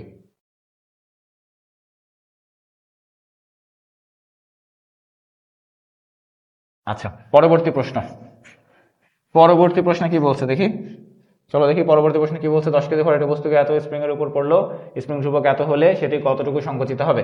আচ্ছা দেখো, একটা উপর থেকে বস্তু এমজিএইচ, সে পড়লো কার উপর, স্প্রিং এর উপরে, হাফ কে এক্স স্কোয়ার, তাহলে কতটুকু সংকুচিত হবে, এক্স ইজ ইকুয়াল টু এখানে হবে 2mgh ডিভাইডেড বাই কে, তার উপরে রুট, একবারে লিখলাম, 2 এই পাশে গিয়ে গুণ হলো, কে এই পাশে গিয়ে ভাগ হলো, এবার তুমি এটাকে ক্যালকুলেটরে একবারে বসাই দাও, তাহলে 10 কেজি টু 9.8 কত উপর থেকে পড়ছে, ও 10 মিটার পার সেকেন্ড বেগে পড়ছে, ও আচ্ছা তাহলে আমরা এটা নিব না, সরি, তাহলে আমরা নিব গতিশক্তি, কারণ বেগে পড়া মানে কি গতিশক্তি, তাহলে হাফ এম ভি স্কোয়ার সমান হাফ কে এক্স স্কোয়ার, হাফের সাথে হাফ কাটা, তাহলে x is equal to m v square divided by k, এর উপরে রুট, তাহলে রুট ওভার ভর 10 কেজি, বেগ কত 10, এর উপরে স্কোয়ার 100 ডিভাইডেড বাই কে, কে কত, একের পরে কটা শূন্য, 5টা, তাহলে আসে 0.1, এটাই অ্যান্সার। 20 কেজি ভরের একটি বস্তু এত বেগে স্প্রিং এর উপরে, তো একই অঙ্ক, সেম অঙ্ক, এটাই, এইখানে মানগুলো বসাই দাও তাহলে হয়ে যাবে। আচ্ছা 52, এত কেজি ভরের বস্তুকে এত বেগে উপরের দিকে ছুড়ে দিলে কোন উচ্চতায় এর বিভব শক্তি গতিশক্তির অর্ধেক হবে। দেখো এত বেগে ছুড়ে দিলে, তো এখান থেকে আমরা আগে যে কাজটা করব সেটা হলো সর্বোচ্চ উচ্চতা বের করে নিব, তারপরে তোমাদেরকে আমি একটা শর্টকাট শিখাবো, দেখো খুব সহজ হয়ে যাবে এগুলো অঙ্ক, শর্টকাটটা একবার মনে রাখতে পারলে, দেখো তাহলে 50-র উপরে স্কোয়ার 2 ভাগ 9.8, তো আমরা সর্বোচ্চ উচ্চতাকে বের করে নিলাম যে 127.55 এত মিটার, ঠিক আছে, তো এইটা হলো সর্বোচ্চ উচ্চতা আমরা বের করে নিলাম যে সর্বোচ্চ কত উচ্চতা উঠবে। এবার দেখো শর্টকাটটা কি, শর্টকাটটা দেখি, দেখো খুব মজার জিনিস, শর্টকাটটা দেখো যে কোন উচ্চতায় বলছে বিভব শক্তি গতিশক্তি অর্ধেক হবে। আচ্ছা আসো, শর্টকাটটা হলো h minus x is equal to x, এটাই shortcut, h minus x is equal to x. সবসময় মনে রাখবে এইচ মাইনাস এক্সটা কোত্থেকে আসছে, গতিশক্তি থেকে, উপর থেকে, আর এক্সটা কোত্থেকে আসছে, বিভব শক্তি থেকে।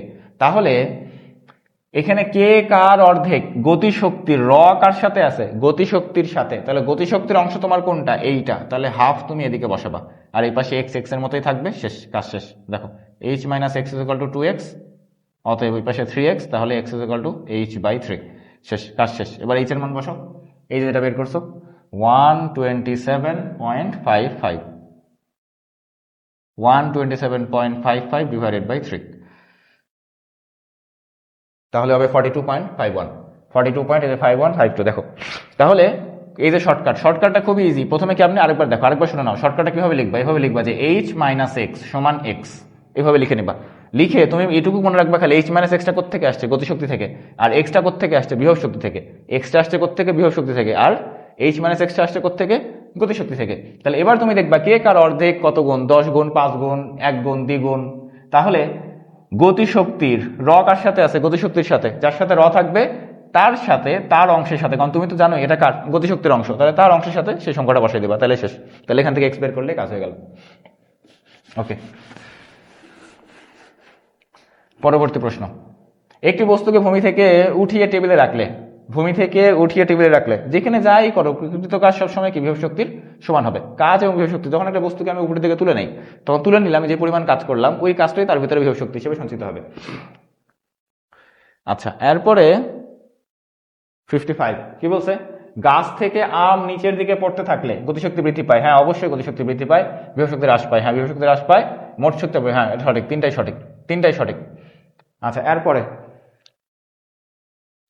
পরের প্রশ্ন কি বলছে, এটা একটা 20 গ্রাম ভরের বস্তু 500 সেন্টিমিটার উপর হতে মাটিতে পড়তে এত সময় লাগলো। আচ্ছা, এই যে পুরা উচ্চতা যেটা সেটা হলো 500 সেন্টিমিটার, দেখো ভালো করে 500 সেন্টিমিটার এবং টাইম লাগছে এত। তাহলে বস্তুটি উল্লেখিত অবস্থানে সঞ্চিত শক্তি কত? তাহলে 500 সেন্টিমিটার উপরে ছিল, তাহলে এখানে ভর দেওয়া আছে, তাহলে দেখো সঞ্চিত শক্তি কি হবে mgh। তাহলে m হলো 20 গ্রাম, তাহলে 0.02 ইন্টু 9.8, আর উচ্চতা কত 500 সেন্টিমিটার, তাহলে 5 সেন্টিমিটার, তাহলে 0.02 ইন্টু 9.8 ইন্টু 5, তাহলে কত হলো 0.98। 0.98, ও এখানে টিক পড়ে গেছে, সরি, 0.98 জুল। আচ্ছা, উদ্দীপকের ক্ষেত্রে এই যে এটাই উদ্দীপক মানে এই যে ঘটনাটাই, এর ক্ষেত্রে কোনটা সঠিক আসো দেখি। বস্তুটির ওজন হবে 0.196 নিউটন, হয় নাকি দেখি, ভর তো দেওয়াই আছে, 20 ভাগ 1000, 0.02 ইন্টু 9.8, 0.1, হ্যাঁ ঠিক আছে, বস্তুটির ওজন এত। বস্তুটির সমবেগে গতিশীল ছিল না, সমবেগে গতিশীল থাকে, তাই যখন কোনো একটা বস্তু নিচে পড়ে সেটা সমবেগে গতিশীল থাকে, জি থাকে, তো জি মানে কি ত্বরণ না, তাহলে নিচে পড়ার সময় অবশ্যই সমবেগ থাকবে না। বস্তুটির প্রবাহী ঘর্ষণ হয়েছিল, হ্যাঁ এটা সঠিক, বস্তুটির প্রবাহী ঘর্ষণ হয়েছিল, কারণ কি বাতাসের ভিতর দিয়ে যখন কোনো বস্তু পড়ে তখন তার বাতাসের সাথে যে ঘর্ষণটা হয় সেটাকে আমরা বলি প্রবাহী ঘর্ষণ।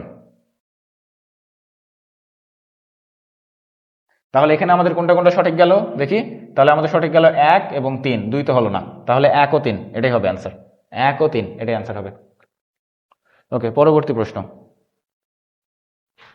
পরবর্তী প্রশ্ন কি বলছে, আচ্ছা এটাকে একটু ছোট করে নেই, তাহলে আমরা এই পয়েন্টগুলো একবারই দেখতে পাবো। আচ্ছা, এইভাবে রাখলে বেশি ছোট হয়ে যাচ্ছে। হুম, আচ্ছা দেখো, তাহলে এই অবস্থায় পি বিন্দু থেকে 10 কেজি ভরের একটি বস্তু মুক্তভাবে নিচের দিকে পড়ছে, আর বিন্দুতে বিভব শক্তি কত হবে? আর তে বিভব শক্তি কি হয় mgh, যে কত, আর বিন্দুটা কতটুকু উপরে, আর বিন্দুটা 10 মিটার উপরে, তাহলে mgh 40 সেন্টিমিটার, পুরোটা 60। আচ্ছা, আর হলো 40, এস না এখানে ছবিতে মনে হয় একটু ভুল করছে, ছবি একটু ভুল, মানে ছবি দেখতে একটু অন্যরকম আছে, কিন্তু এখানে আর বিন্দুটা কোথায় হবে দেখো, উপর থেকে 40 মিটার নিচে, তার মানে নিচ থেকে আর এর উচ্চতা হবে 20 মিটার, কারণ পুরোটা কত 60 মিটার না, আর এস আলাদা, মানে আর এবং এস কে তারা পাশাপাশি লিখে দিছে ঠিকই, বাট লিখছে কিন্তু আর এবং এস পাশাপাশি না, আরটা উপরে এসটা নিচে। এই যে দেখো, আর এখানে বলছে 40 মিটার নিচে, তার মানে কি মাটি থেকে আর উচ্চতা কত 20 মিটার, আর এসটা কত মাটি থেকে উপরে কত 10 মিটার, তাহলে আমাদের বলছে আর বিন্দুতে তাহলে 20 মিটার ধরতে হবে। তাহলে mgh, এইচ মানে এখানে 20, কতটুকু উপরে আছে সেটা 20, তাহলে এম মানে ভর কত 10 কেজি, 9.8 ইন্টু 20, তাহলে 200 ইন্টু 9.8, তাহলে 1960 এত জুল, এই যে এটা অ্যান্সার। পি বস্তুটির অর্ধেক উচ্চতায় গতিশক্তি মোট গতিশক্তির অর্ধেক হবে, অর্ধেক উচ্চতায় গতিশক্তি মোট শক্তির, আছে অর্ধেক উচ্চতায় গতিশক্তি মোট শক্তির অর্ধেক, হ্যাঁ এটা সঠিক, এটা সঠিক, এটা আমরা না করেই বলে দিতে পারি, কারণ কি দেখো, একটা বস্তু যখন উপর থেকে নিচের দিকে পড়ে, যখন সে সর্বোচ্চ উচ্চতায় থাকে তখন তার ভিতরে থাকে বিভব শক্তি, এবং যখন সে নিচে পড়া শুরু করে তখন তার বিভব শক্তিটাই আস্তে আস্তে ভাঙতে থাকে, বিভব শক্তি আস্তে আস্তে কমে এবং গতিশক্তি আস্তে আস্তে বাড়ে। তাহলে যখন সে মাঝামাঝি পজিশনে আসবে তখন মাঝামাঝি পজিশনে কি হবে, যে তার গতিশক্তি এবং বিভব শক্তি অর্ধেক অর্ধেক হয়ে যাবে। ধরো যে একটা বস্তুর ভিতরে ধরে নাও টোটাল এই যে এই পরিমাণ শক্তি আছে, তাহলে এই পরিমাণ শক্তিটাই বিভব শক্তি থেকে আস্তে আস্তে ভাঙবে। ধরো এরকম হবে যে যখন সে চলা শুরু করলো তখন তার ভিতরে আছে 1900 জুল বিভব শক্তি, একটু নিচে নামছে 60 জুল হয়ে গেছে গতিশক্তি, দুইটা মিলে আবার 1960। আবার যখন আরেকটু নিচে নামবে, ধরো এরপরে হয়ে গেছে যে 1800 জুল বিভব শক্তি আর 160 জুল হয়ে গেছে গতিশক্তি, এরকম করে বিভব শক্তি কমবে গতিশক্তি বাড়বে, এই হতে হতে যখন সে মাঝামাঝি আসবে তখন তার গতিশক্তিটা অর্ধেক হবে, বিভব শক্তিটা অর্ধেক হবে, তার মানে কি মোট শক্তির অর্ধেক হবে গতিশক্তি, অর্ধেক হবে বিভব শক্তি, সেটাই তো বলছে যে অর্ধেক উচ্চতায় গতিশক্তি মোট শক্তির অর্ধেক, ঠিক আছে। আচ্ছা, গতিশক্তি বিভব শক্তিতে রূপান্তরিত হয়েছে না, মুক্তভাবে যখন পড়ে তখন গতিশক্তি থেকে বিভব শক্তি হয় না, বিভব শক্তি থেকে গতিশক্তি হয়, এখানে উল্টা বলছে কথাটা, তাহলে এটা হবে না। এস বিন্দুতে গতিশক্তি, আচ্ছা এই যে এস বিন্দুতে গতিশক্তি বিভব শক্তির 5 গুণ। আচ্ছা আসো দেখি, এস বিন্দুতে গতিশক্তি আমরা বের করি, তাহলে এস বিন্দুর জন্য উপরের অংশটা কত মিটার হবে 50 মিটার, 50 মিটার, তাহলে 50 মিটার নিচে তার গতিশক্তি কত, তাহলে 50 মিটার নিচে তার গতিশক্তি কত হবে? তাহলে 50 মিটার নিচে যদি আমরা গতিশক্তি বের করতে চাই, দেখো তাহলে এখানে এখানে আমরা একটা কাজ করি, খুবই ইজি। দেখো মোট শক্তি কত? মোট শক্তি হলো একটা বস্তু 60 মিটার উপরে আছে না, তাহলে আমরা মোট শক্তি থেকে এখানকার যদি বিভব শক্তিটা বাদ দিয়ে দিই তাহলে তো গতিশক্তি হয়ে গেল। আচ্ছা, অথবা আমরা চাইলে 50 মিটার ধরেও কিন্তু বের করতে পারি উপর থেকে, যে কোনো একটা করলেই হয়। চলো একটা করি, যে কোনো একটা কিছু। তাহলে গতিশক্তি E K is equal to half m v square, গতিশক্তি চাইছিল না, হ্যাঁ, হাফ এম ভি স্কোয়ার। তাহলে হাফ এম ভি স্কোয়ারের জন্য 2g, উপর থেকে 50, তাহলে এই যে হাফ টু কাটা, তাহলে 10 ইন্টু 9.8 ইন্টু 50, তাহলে হবে 4900। 4900 জুল হলো এস বিন্দুতে গতিশক্তি। তাহলে বিভব শক্তির 5 গুণ এস বিন্দুতে গতিশক্তি বিভব শক্তির। তাহলে আমরা এস বিন্দুতে আমরা বিভব শক্তি বের করব। তাহলে এস বিন্দুর জন্য আসো বিভব শক্তি বের করি। তাহলে বিভব শক্তি কত হবে? এম 10, 9.8, আর উচ্চতা কতটুকু পড়ে আছে? 10 মিটার। তাহলে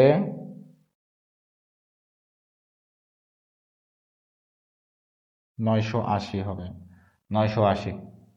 তাহলে 5 গুণ 980-কে 5 করলে এত হয়, দেখি 5 গুণ, হ্যাঁ সঠিক সঠিক সঠিক, ঠিক আছে 5 গুণ হচ্ছে, ঠিক আছে। তাহলে আমরা কি করলাম, দেখো আমরা করছি কি, যে এস বিন্দুতে আমরা গতিশক্তিও বের করছি। বলছে এস বিন্দুতে গতিশক্তি বিভব শক্তি, মানে দুইটাই কোন বিন্দুতে? দুইটাই এস বিন্দুতে। তাহলে আমরা এস বিন্দুতে আগে গতিশক্তি বের করছি উপর থেকে ধরে, কারণ গতিশক্তি সবসময় হিসাব করতে হয় উপর থেকে, এবং আমরা বিভব শক্তি বের করছি নিচ থেকে 10 মিটার ধরে। এই তাহলে আমাদের হলো 1 এবং 3, 1 এবং 3, এই যে এইটা অ্যান্সার হবে। ওকে, তাহলে চলো পরবর্তী প্রশ্ন।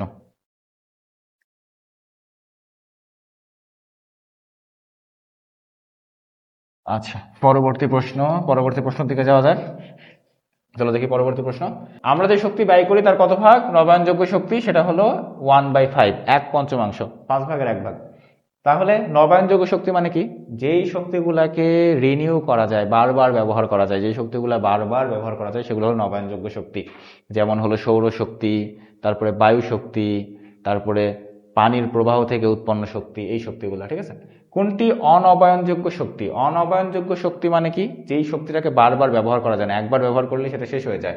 তাহলে কোন শক্তি? নিউক্লিয়ার শক্তি। নিউক্লিয়ার শক্তি, কারণ নিউক্লিয়ার শক্তি আমরা কোত্থেকে পাই? ওই যে ইউরেনিয়ামের যে রিয়াকশনগুলো আছে, ফিশন বিক্রিয়া, সেখান থেকে।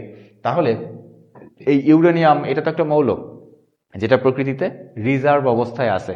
তো এটা যদি ইউরেনিয়াম ব্যবহার করতে করতে যদি একসময় শেষ হয়ে যায়, তাহলে সেটাকে আমরা আর পরবর্তীতে ব্যবহার করতে পারবো না, আর তো ইউরেনিয়াম আমাদের কাছে থাকবে না, তখন আমরা নিউক্লিয়ার শক্তিটা উৎপন্ন করতে পারবো না। কিন্তু সৌরশক্তি কখনো শেষ হবে? শেষ হবে না।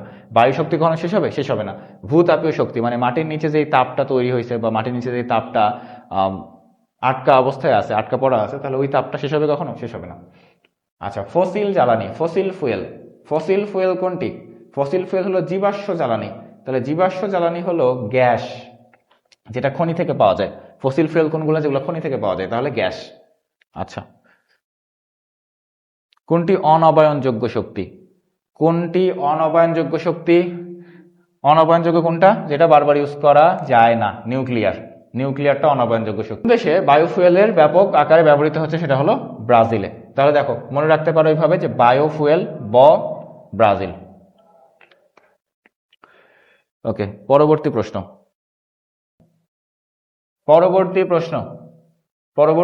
হলো, মোবাইলের ব্যাটারিকে চার্জ করার সময় ব্যাটারিতে কোন ধরনের শক্তি সঞ্চিত হয়? সঞ্চিত হয় রাসায়নিক শক্তি। আচ্ছা, কোনটি নবায়নযোগ্য শক্তির উৎস? নবায়নযোগ্য বারবার ইউজ করা যায় কোনটা? বায়োমাস। নবায়নযোগ্য শক্তির উৎস কোনটি? বারবার ইউজ করা যায় কোনটা? বারবার ইউজ করা যায় এগুলো না, তাহলে জিওথার্মাল মানে যে ভূতাপীয় শক্তি, মাটির নিচে যে শক্তিটা আবদ্ধ অবস্থায় আছে, তাপ শক্তি। আচ্ছা, পরবর্তী প্রশ্ন। কোন শক্তি নবায়নযোগ্য শক্তি? নবায়নযোগ্য মানে বারবার ব্যবহার করা যায়, বারবার ব্যবহার করা যায়। এই যে এটা জলপ্রবাহ, যেগুলো প্রাকৃতিক জিনিসপত্র, যেমন এই যে জলপ্রবাহ, পানির প্রবাহ, সমুদ্র তাপ ও সূর্যের আলো, এগুলো বারবার ইউজ করা যায়। বাকি দেখো কয়লা হবে না, কয়লা নবায়নযোগ্য শক্তি না, কয়লা অনবায়নযোগ্য শক্তি, প্রাকৃতিক গ্যাস অনবায়নযোগ্য শক্তি। এখানে ওই যে হাইড্রোজেন ফুয়েল, ইউরেনিয়াম, এগুলো অনবায়নযোগ্য শক্তি।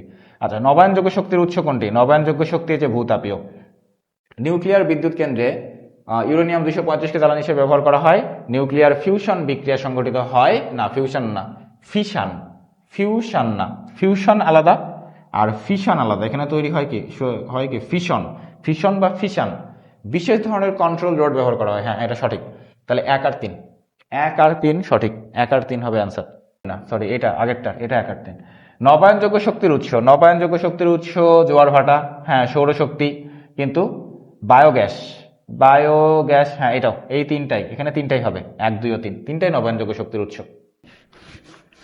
72, কোন ক্ষেত্রে রাসায়নিক শক্তি বিদ্যুৎ শক্তিতে রূপান্তরিত হয়? রাসায়নিক শক্তি থেকে বিদ্যুৎ শক্তি, ব্যাটারি, ব্যাটারির ভিতরে যে শক্তিটা থাকে সেটা রাসায়নিক শক্তি, পরে সেখান থেকে তৈরি হয় বিদ্যুৎ শক্তি। হাতে হাত ঘষলে তাপ উৎপন্ন হয়, এই শক্তি কি ধরনের রূপান্তর? আচ্ছা, এটা হলো যান্ত্রিক শক্তি থেকে তাপ শক্তি। এই যে আমি যখন হাতের সাথে হাত ঘষবো তখন কি এখানে গতি তৈরি হচ্ছে, তো এই গতি থেকে তাপ তৈরি হয়, তাহলে যান্ত্রিক শক্তি থেকে তাপ শক্তি। ঘর্ষণের ফলে শক্তির যে অপচয় হয় তা প্রধানত কি রূপে আবির্ভাব হয়? তাপ শক্তি রূপে, তাপ রূপে আবির্ভাব হয়। এটা গত অধ্যায়ে ছিল এই প্রশ্নটা, ঘর্ষণের ভিতরে বলের মধ্যেও ছিল। নিচের কোনটি যান্ত্রিক শক্তিকে তড়িৎ শক্তিতে রূপান্তরিত করে? আচ্ছা, যান্ত্রিক থেকে তড়িৎ কারেন্ট তৈরি করে, যান্ত্রিক থেকে তড়িৎ তৈরি করে হলো জেনারেটর। জেনারেটর হলো ওই যে বিদ্যুৎ চলে গেলে তখন ওই যে আমরা যখন ওখানে ফুয়েল দেই, তেল দেই, ওই জ্বালানি তেলের মাধ্যমে ভিতরে যান্ত্রিক শক্তি থেকে বা ঘূর্ণন শক্তি থেকে তৈরি হয় মূলত বিদ্যুৎ শক্তি। আচ্ছা, থার্মোকাপলে দুটি ভিন্ন পদার্থের সংযোগস্থলে তাপ প্রদান করে সরাসরি কোন শক্তি উৎপাদন করা যায়? সরাসরি বিদ্যুৎ শক্তি উৎপাদন করা যায়। আচ্ছা, প্রকৃতিতে ইউরেনিয়ামের পরিমাণ কত? সরি, 0.7%, 0.3 না, 0.7%। Is equal to mc square সূত্রে এম কে কি বলা হয়? এম কে হলো ভর, is equal to mc square, m হলো ভর, সি হলো আলোর বেগ। কোন সূত্রের সাহায্যে বস্তুর ভরকে শক্তিতে রূপান্তর করা যায়? Is equal to mc square, ভর থেকে শক্তি is equal to mc square. আচ্ছা, যদি কোনো শৃঙ্খলিত বিক্রিয়ায় ফিউশন প্রক্রিয়ায় 1 কেজি ভর লোপ পায় তবে নির্গত শক্তি কত হবে? আচ্ছা, ভর থেকে শক্তি, ভর থেকে শক্তি হচ্ছে is equal to mc square. আসো, ভর আর সি হলো আলোর বেগ, 3 × 10⁸ এর উপরে স্কয়ার, তাহলে কত হবে? যেটাই হবে 9 আর 8 × 16। ফিউশনের জ্বালানি কোনটি? ফিউশনের জ্বালানি কোনটি? ফিউশন মানে কি? ফিউশন আর ফিশন, দেখো ফিশন বা ফিশান মানে ভাঙা, দেখো শব্দটার সাথে একটু ভাঙার মতো একটা ব্যাপার আছে, যে ফিশান ভাঙা, আর ফিউশন তৈরি করা, ফিউশন হলো তৈরি করা। তাহলে ফিউশন হলো অনেকগুলো ছোট ছোট মৌল মিলে বা নিউক্লিয়াস মিলে একটা বড় নিউক্লিয়াস তৈরি করে, আর ফিশান মানে হলো বড় নিউক্লিয়াসকে ভেঙে ফেলে, যেমন ইউরেনিয়ামকে ভাঙা হয়, এটা ফিশন বা ফিশান। ফিউশনের জ্বালানি কোনটি? হাইড্রোজেন। কারণ কি? ফিউশন তৈরি হয় কোথায়? ফিউশনের একটা বিক্রিয়া আছে, হাইড্রোজেন মিলে, অনেকগুলো হাইড্রোজেন মিলে একটা হিলিয়াম তৈরি করে। তো এই যে এই হাইড্রোজেন তৈরির ব্যাপারটাই হলো, এটা মূলত সূর্যে ঘটনাটা ঘটে, এই বিক্রিয়াটা ঘটে ফিউশন বিক্রিয়া, ঠিক আছে। এর ক্ষেত্রে কি প্রকৃতিতে 0.7 পরিমাণে 0.7% আছে, সেটা আমরা একটু আগে একটা প্রশ্ন দেখলাম। আচ্ছা, এই দুটোর মধ্যে দেখো প্রোটন কয়টা আর নিউট্রন কয়টা? আচ্ছা, ইউরেনিয়ামের পারমাণবিক সংখ্যা কত? 92, তাহলে প্রোটন কয়টা থাকবে? অবশ্যই 92টা, তাহলে এটা হবে না, তাহলে হবে 1 আর 3। আচ্ছা, নিউক্লিয়ার রিঅ্যাক্টরে কন্ট্রোল রড থাকে, হ্যাঁ কন্ট্রোল রড থাকে, বিপুল পরিমাণে তাপশক্তি নির্গত হয়, সঠিক, জ্বালানি হিসেবে ব্যবহৃত হয়, সঠিক। তাহলে এই তিনটাই অ্যান্সার। এটা হলো নিউক্লিয়ার রিঅ্যাক্টর, মানে নিউক্লিয়ার পাওয়ার প্ল্যান্ট যেটা হয়, ওই পারমাণবিক বিদ্যুৎ কেন্দ্র যেটা, সেটাই। আচ্ছা, 85 কি বলছে? 85 কি বলছে? একটি ফিশন বিক্রিয়ায় নির্গত শক্তির পরিমাণ, হ্যাঁ 200 মেগা ইলেকট্রন ভোল্ট, সঠিক, 200 মেগা ইলেকট্রন ভোল্ট, এটা সঠিক। আচ্ছা, এই যে ইলেকট্রন ভোল্ট, এত ইলেকট্রন ভোল্ট কিনা? এত ইলেকট্রন ভোল্ট না, এটা সঠিক না। হ্যাঁ, এটা সঠিক। আচ্ছা, ইলেকট্রন ভোল্টে যাওয়ার জন্য কি করে? দেখো, 1 ইলেকট্রন ভোল্ট সমান 1.6 × 10⁻19 এত জুল, তাহলে 200 মেগা ইলেকট্রন ভোল্ট মানে কি? 200 মেগা মানে 10⁶, তাহলে এটাকে আমি নর্মালে নিয়ে আসলাম ইলেকট্রন ভোল্টে। এবার এটাকে জুলে নিয়ে যাব কিভাবে? এই যে এত দিয়ে গুণ করে দিলে সেটা জুল হয়ে গেল, ঠিক আছে। তো এইটাই হলো, এইটা আসতেছে, তার মানে আমাদের এখানে অ্যান্সার 1 ও 3 সঠিক, ঠিক আছে। আচ্ছা, নিউক্লিয়ার বিদ্যুৎ কেন্দ্র পরিবেশের জন্য ঝুঁকিপূর্ণ কারণ নিউক্লিয়ার বজ্র অত্যন্ত তেজস্ক্রিয়, হ্যাঁ এটা সঠিক। আচ্ছা, কার্বন ডাই অক্সাইড নিঃসরণ হয় না, এটা সঠিক নয়। আচ্ছা, ঝুঁকিপূর্ণ কারণ কি? হ্যাঁ, লক্ষ লক্ষ বছর বজ্র সংরক্ষণ করতে হবে, কারণ কি? ওই যে অত্যন্ত তেজস্ক্রিয়, আর এই তেজস্ক্রিয়তা কিন্তু খুব তাড়াতাড়ি নষ্ট হয় না, তেজস্ক্রিয়তা অনেক দিন ধরে অনেক বছর পর্যন্ত থাকে। তো এই জন্য আমাদের ওই বজ্রগুলাকে সংরক্ষণ করতে হবে বা এক জায়গায় এমন একটা নিরাপদ জায়গায় রাখতে হবে যেন ওই তেজস্ক্রিয়তা বাইরের কোনো কিছুর ক্ষতি না করে। তার মানে আমাদের ওই বজ্রগুলাকে কোনো একটা জায়গাতে স্টোর করে রাখতে হবে, সেটা কি অনেক অনেক বছর ধরে। তো তাহলে আমাদের হবে 1 আর 3।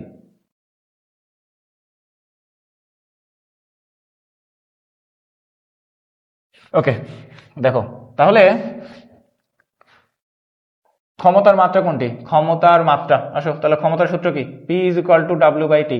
তাহলে ডাব্লিউ কাজের মাত্রা, আমরা অনেকবার দেখছি এরকম প্রশ্ন, এই প্রশ্নটা। তাহলে দেখো বসাই দিলাম, তাহলে কি হবে?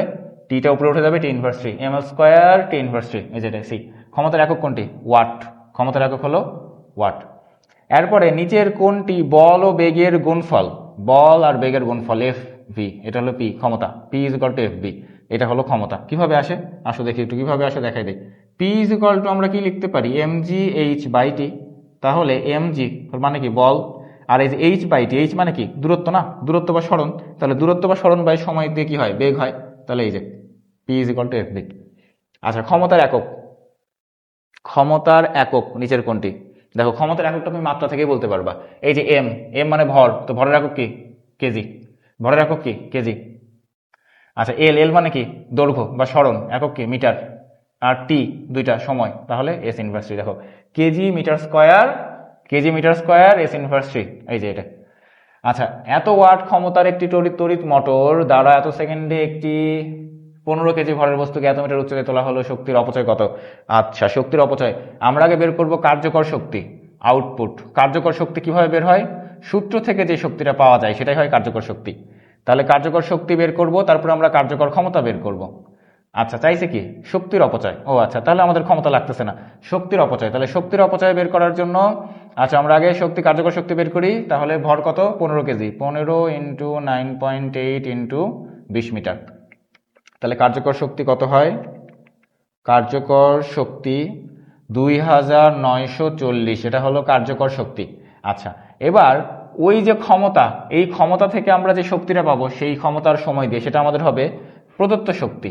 আমরা যে জানি W is equal to PT, এই যে দেখো এখান থেকে লেখা যায় W is equal to PT. তাহলে পি কত? 500 ইন্টু টি কত? টাইম, তাহলে 5000 জুল। এটা কি শক্তি? এটা হলো ইনপুট শক্তি বা প্রদত্ত শক্তি। তাহলে এই প্রদত্ত শক্তি থেকে যদি আমরা কার্যকর শক্তিটা বাদ দিয়ে দিই তাহলে আমাদের থাকে যেটা, সেটাই হবে আমাদের মূলত অপচয় শক্তি। দেখো এটা কিন্তু খুবই সুন্দর একটা প্রশ্ন, এখানে কিন্তু সবাই ভুল করবে। 2940 বের হয়েছে, দেখো অ্যান্সারে 2940 অপশনে আছে, কিন্তু প্রশ্নে কিন্তু এটা চাইনি। প্রশ্নে কি চাইছে? যে অপচয় কত। অপচয় কত? অপচয় আমরা কেমনে বের করব? অপচয় বের করব যে আমি কতটুকু দিলাম আর ওই যন্ত্র আমাকে কতটুকু কাজ করে দিল, এর পার্থক্যটাই হলো অপচয়। তাহলে আমি কতটুকু দিলাম, আমি যেটা দেই সেটা হলো ইনপুট, এই যে এটাকে বলে ইনপুট, ইনপুট শক্তি। এই যে ক্ষমতাটা দেওয়া থাকে সেটা হয় ইনপুট ক্ষমতা বা প্রদত্ত ক্ষমতা। আর সূত্র থেকে আমরা যে শক্তিটা পাই সেটা হয় কার্যকর, সূত্র থেকে আমরা যেটা পাই সেটা হয় কার্যকর। তাহলে দেখো এই কার্যকরটা বের করলাম, বের করে আমার ইনপুট থেকে বাদ দিয়ে দিলাম, তাহলে যেটা থাকছে সেটাই হলো অপচয়। তাহলে এই পরিমাণ শক্তি অপচয় হবে। আচ্ছা, এত কেজি ভরের একটি বালক এত সেকেন্ডে 6 মিটার উঁচু সিঁড়ি অতিক্রম করলে ক্ষমতা কত ওয়াট হবে? এটা খুবই সহজ প্রশ্ন, m g h by t, শেষ। এম জি এইচ বাই টি। তাহলে এম মানে ভর 40, 9.8, আর টি টাইম কত? M g h, sorry h হলো উচ্চতা কত? 6, তাহলে টাইম কত? 12। তাহলে আসলে 196, এই যে 196 ওয়াট।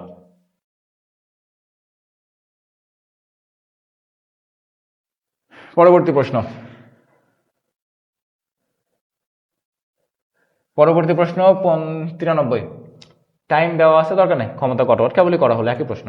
এত উপরে ওঠানো হলো, দরকার নেই, এটাও করার দরকার নেই, এগুলো তোমরা নিজে ট্রাই করবা, এগুলা খুবই সহজ প্রশ্ন। আচ্ছা, এবার ভর শক্তির সম্পর্ক কি বলছে? কর্মদক্ষতা এটা, কাজের পরিমাণ এত, প্রদত্ত শক্তি ই এবং শক্তির অপচয় E1 হলে কোন সূত্রটি সঠিক? আচ্ছা আসো আগে তোমাদেরকে দেখাই দেই যে কর্মদক্ষতার সূত্রটা অ্যাকচুয়ালি কি হয়। কর্মদক্ষতাটা কি হয়? কর্মদক্ষতা সমান হয়, কর্মদক্ষতা সমান হয় উপরে আউটপুট মানে আমি যেটা পাই, আর নিচে হয় ইনপুট আমি যেটা দিলাম, ইনটু 100%, ঠিক আছে? এই তো। তাহলে এবার দেখো ইনপুট প্রদত্ত শক্তি, তাহলে নিচে হবে ই। আচ্ছা, আর উপরে আউটপুট, আউটপুটটা কি হবে? আউটপুটটা হবে, দেখো আউটপুটটা কি হবে? যে শক্তির যে পরিমাণ আমি ইনপুট দিলাম, ইনপুট আমি কত দিছি? ই পরিমাণ ইনপুট দিছি না, তাহলে ইনপুট থেকে যদি আমি অপচয়টা বাদ দিই, শক্তির অপচয় হয়েছে কত E1, তাহলে আমি যদি অপচয়টা বাদ দিই তাহলে আমি আমার আউটপুটটা পাবো। আউটপুট মানে আমি কতটুকু পাচ্ছি, তোরা আমি কিভাবে বের করবো যে আমি কতটুকু দিলাম আর সেখান থেকে কতটুকু অপচয় হলো। তাহলে অপচয়টা আমি বাদ দিয়ে দিলাম, তাহলে এই যে অপচয়টা বাদ দিয়ে দিলাম এটাই। তাহলে এটার সাথে দেখি সূত্র মেলে কোনটা, এই যেটা সি নাম্বার। তাহলে এটাই অ্যান্সার। কোনো যন্ত্রের ক্ষমতা 90% বলতে কি বোঝায়? কোনো যন্ত্রের ক্ষমতা 90% বলতে বোঝায় যে তাকে যদি 100 জুল পরিমাণে শক্তি দেওয়া হয় তাহলে সে 90 জুলের কাজ করে দিবে। তাহলে দেখি কি বলছে এখানে, যন্ত্রে সর্বদা 90 জুল শক্তি দিতে হবে না, এটা হলো না। যন্ত্রে 100 জুল শক্তি দিতে হবে, যন্ত্রে সর্বদা 90 জুল শক্তি দিলে লভ্য কার্যকর শক্তি 100 জুল, না এটাও হলো না।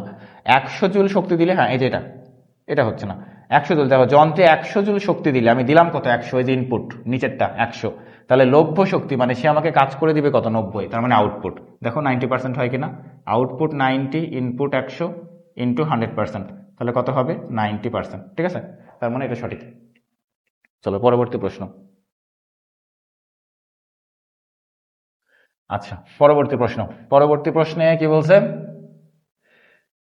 97 এত মোটর ব্যবহার করে এত সময় শক্তির অভাব, এখানেও দেখো শক্তির অপচয়, একই প্রশ্ন। তো তোমরা একটু পজ করে ট্রাই করো দেখি অ্যান্সার আসে কিনা। তাহলে আমরা এখানে বের করবো কি, আবার আগের মতোই, একবার ইনপুট একবার বের করবো আউটপুট, তারপরে দুটাকে মাইনাস করে দেবো। তাহলে ইনপুট মানে কই, ওই যে পি কি দেখো তো, 1 কিলোওয়াট মানে 1000 ওয়াট, আর সাথে টাইম কত 15, তাহলে কত হবে 15,000 জুল। এটা হলো এত পরিমাণে ইনপুট শক্তি বা প্রদত্ত শক্তি। আর আউটপুটটা কি হবে, আউটপুটটা সবসময় আমরা কোত্থেকে পাবো, mgh থেকে, সূত্র থেকে। তাহলে mgh, m হলো কত 100, g কত 9.8, h কত 10, তাহলে কত হয় 9.8 ইন্টু 1000, তাহলে 9800 এত জুল। দেখো এই যে দেখো 9800 প্রথম অপশানেই আছে, কিন্তু এটা উত্তর হবে না, দুইটা বিয়োগ করতে হবে, তাহলে 5200 জুল, এই যে এটা হবে অ্যান্সার। ঠিক আছে, এটা হবে অ্যান্সার।